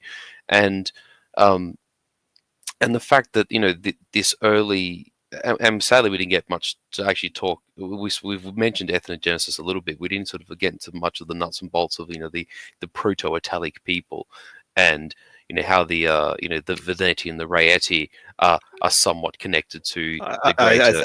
Again, I think the difference is, we're talking about the origins of Rome as opposed to the origins of Italic civilization. So Correct, and of course, emphasis, I'm just saying it's a pity we couldn't cover it, but the reason, I'm explaining, the reason is essentially we're talking about the development of an urban civilization as opposed to the emergence basically of a specific Italic sort of recognizable people. Totally. But just to end my point is that but even so, having touched on the Etruscans and the Samnites and Rome's immediate neighbors and adversaries, is that Rome, as a result of its its founding myth and its virtues and its institutions and all the other factors that contribute to success as a group of people, that Rome still became what it did. And I think the real means of being able to understand that lies in this part of its history in the events that probably you could say lead up to the Samnite Wars and lead up to the Pyrrhic War, because the Rome that defeats Carthage and the Rome that conquers Greece is built in this time frame, and I think it's one of the most interesting parts of its history, and it's an often ignored one. So I really appreciate you having done this, and it was great to have Bo on board, and you know. An infinitely interesting subject. So thank you, AM, and thank you for everyone for listening. And thank you everyone for indulging in my my perusal of areas which I don't feel at all comfortable with, ethnography and archaeology. So thank you everyone for bearing with me in that. Unoriginal username for $9.99. Thank you very much. Unfortunately, still at work. Can't wait to watch this though. Have a great stream, everyone, and God bless you all. Thank you very much. Unoriginal username. Wrong Tao Wu for $10. I feel like Rome is actually way more like Romania as I think about this more, i.e. the senators and its kings, Tarquin, son of Demaratus, and the plebs, and the Phanariotes, and the regular Romanians. Like you're going to have to be way more specific with your analogy, because the Phanariotes and the Hospitars, luckily I can remember all this, so I know what you're talking about, is in the 18th century. And the idea that there was a Romanian national consciousness and Wallachia and Moldavia, I don't see it, I'm afraid. Do any of you see it? I think I don't know where this is what he's alluding to. I can understand there's probably like a vague connection insofar as it being like a cultural lineage in terms of identifying with being a descendant of the Latin realm, and even up till leading up to World War One and World War Two, particularly amongst the Greeks, but even other people would refer to themselves as Romaoi, as like a sort of a collective reference. But in terms of the actual matching of allegories, I'm not too sure I see it personally, but I could be misunderstanding the super chat. I mean, I briefly covered a fragment of Nicolae Eoga, who was a Romanian historian, ages ago.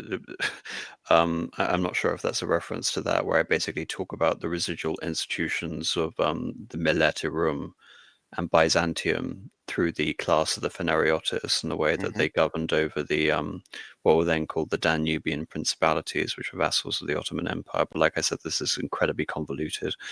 I just think it's funny the number of different people who have claimed to be the legit successor of Rome, from the Russians to the Franks to the bloody Yanks, the Habsburgs, now the it's Spanish, the Habsburgs, now it's the Romanians. Yeah, I don't see it. Sorry. Well, I'll have to unpack each of those in its own time, Bo. But unfortunately, this isn't the time or the day or for the conversation, I'm afraid. The roots of day. I'm not sure what that conversation is, but that currency is. But that's 140 of it. So thank you. The motifs in human history are a fractal expression of what is written into our very nature. The corruption of our blueprint keeps coming into expression in similar constellations from one generation to the next. Cain and Abel. I think that's a reference to the veracity of the story about Romulus and Remus and comparing it to the original fratricide. And yes, I think that's fair to say, is that what we've been alluding to and what we were sort of mocking Mommsen for is, even if you can't have that textual veracity which he aspires to, you can infer a lot about not just the nature of Roman origins, but the nature of the Roman self-identification through that story.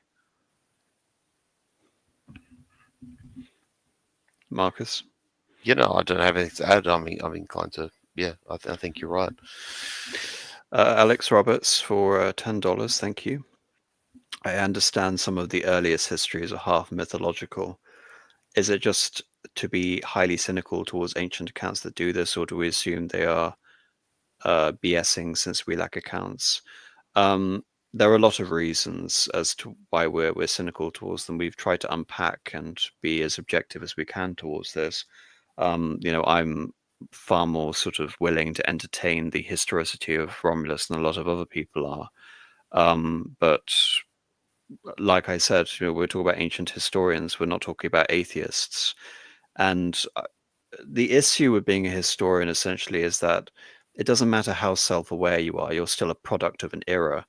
And every historian and every history is a product of an era. It is historically conditioned. That's why I'm a historicist, basically.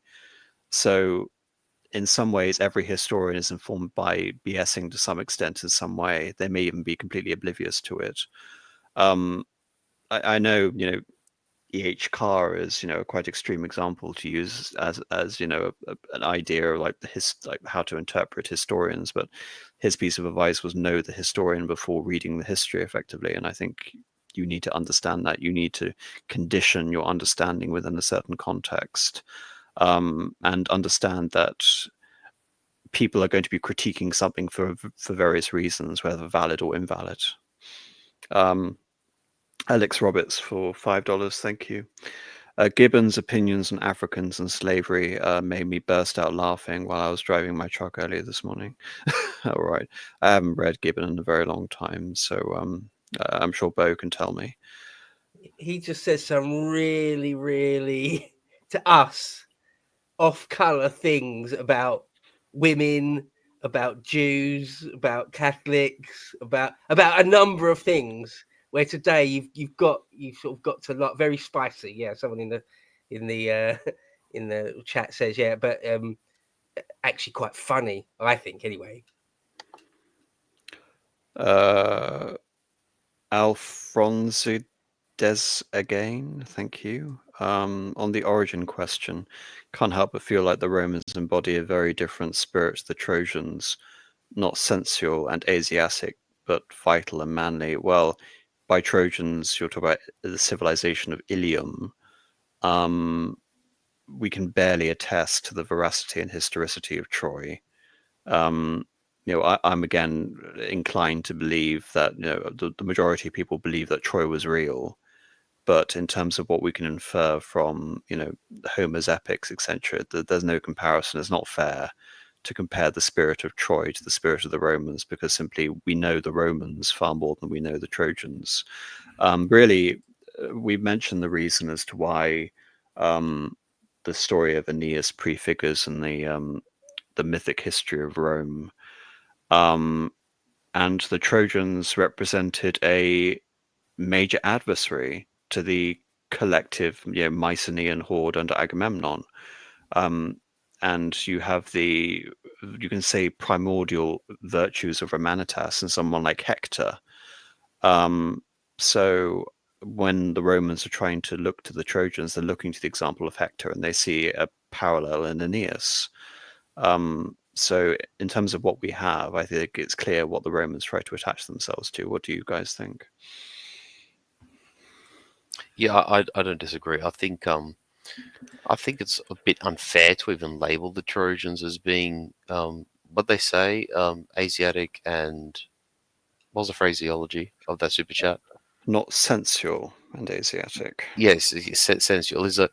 I don't think necessarily the sensual is wrong, but it sort of does point to a lack of heroism, and I think again to sort of entertain the Iliad as something, although it's embellished with a lot of mythology and actions by the gods and this sort of stuff, is that if there was a city by the name of Troas that was attacked by Greeks and destroyed in some manner, because I mean there is archaeological evidence of support of a siege occurring at a place close to where Troy was said to be. What I would say is that I think the most, just before, I think the most interesting thing I've seen regarding the again, we're talking about like backdating traditions and things like yes, this, indeed. is the idea that the Trojan horse analogy is a reference to a part of a wider scheme of natural disasters accompanying the Bronze Age collapse, and that it was destroyed by an earthquake, and that Poseidon basically is the god of earthquakes. So it's some form of sort of grand metaphor. I'm not convinced by it, but it's interesting nevertheless. It is. The point I make was that if there was a large scale confrontation, a battle, a siege, whatever, is that if it played out as so, then the Trojans displayed great tenacity to hold out as long as they did. And we obviously talk about Hector, and Hector's a pronounced figure in the story of Troy. But obviously Hector is but one man. But there were a great number of Trojans who fought alongside and sort of below Hector, and even the I can't remember the name of the character now, but basically Hector's second in command, more or less. They display considerable heroism in the face of immense odds. So I think any kind of framing of the Trojans as being sort of any less masculine or manly than the Latins or the Romans, I don't think. I mean, I think the Romans in their own way are exceptional, but I don't think it's necessarily fair to make the Trojans seem lesser in that regard. The eccentric tripper for $2. Decemviri incoming. Everyone buckle up. Well, if that's some sort of roundabout way of implying that we are the Decemviri for creating a history of the origins of Roman civilization, like the 12 tables, then that's very intelligent. Thank you. Rong Tao Wu for $4 says nothing, but thank you. Double Dime for $10. All your work is fantastic. Thank you very much. Crispy GT for $8 Australian. Doesn't say anything, but thank you very much. James Bogus. Thank you, gentlemen. Great stream. But what have the Romans ever done for us? Should we do a recreation of the life of Brian? Well, there is the aqueducts. I mean, the aqueducts, the roads, education, brought peace. Oh, peace. Sod off. Yeah. Yeah. Something like that. All right. Okay. Thank you, everyone. Anything either of you would like to say before we get out of here? I have a quick. Oh, sorry. The person I couldn't think of was Glaucus, by the way. Hector second in command. But there was a comment I wanted to attend to. We just sort of bypassed it, so I didn't get a chance to I didn't want to step back too far. But Rung Tao Wu said several figures such as Titus Livius, Cato the Elder, Terentius Varro, and Dionysius of Halicarnassus consider an Aeolian origin of Rome, and the pre-Roman Rome seems to be multiple settlements. I've never come across the Aeolian hypothesis actually, which is interesting, and but I do agree that there's like the notion or the concept of multiple little settlements joining to one makes a great deal of sense, and that they could have well and truly been sort of Bronze Age settlements. They could have even potentially had been there, or a few of them could have predated even the influx of the Latins into Italy. So, I mean, who's to know? We just don't have enough archaeological evidence to support it one way or another. But it's an interesting thought experiment. But as for the Aeolian thing, interesting, intriguing, but I just don't know anything about it. I mean, we've basically already suggested that there was potentially a Dorian origin if we're going to talk about Lacedaemonia. Correct. Yeah, exactly. And Syracuse. So yeah, Aeolian is more far-fetched simply due to the geography. But yeah. But interesting that like several Roman figures themselves touched on it. I find it interesting, tidbit. But anyway, neither here nor there. Bo, anything you would like to say before we leave? No, just once again, thank you for having me on. Really enjoyed it. Maybe we can do it again and pick up roughly where we left off and keep going with the story. Yeah, I think I don't know. I think this is going to be a bit of a one-off. I've gone off sort of doing long, sort of lengthy series on this channel, and I think we've covered quite a lot of Roman history in like the earlier phase, but I'm sure there are lots of other roundabout Roman projects that can happen in the future of this channel, if not direct sort of chronological sort of follow-ons. But nevertheless, Bo, it's been wonderful to have you. Okay, cool. Thank you very much. Right. Good night, everyone. Good night.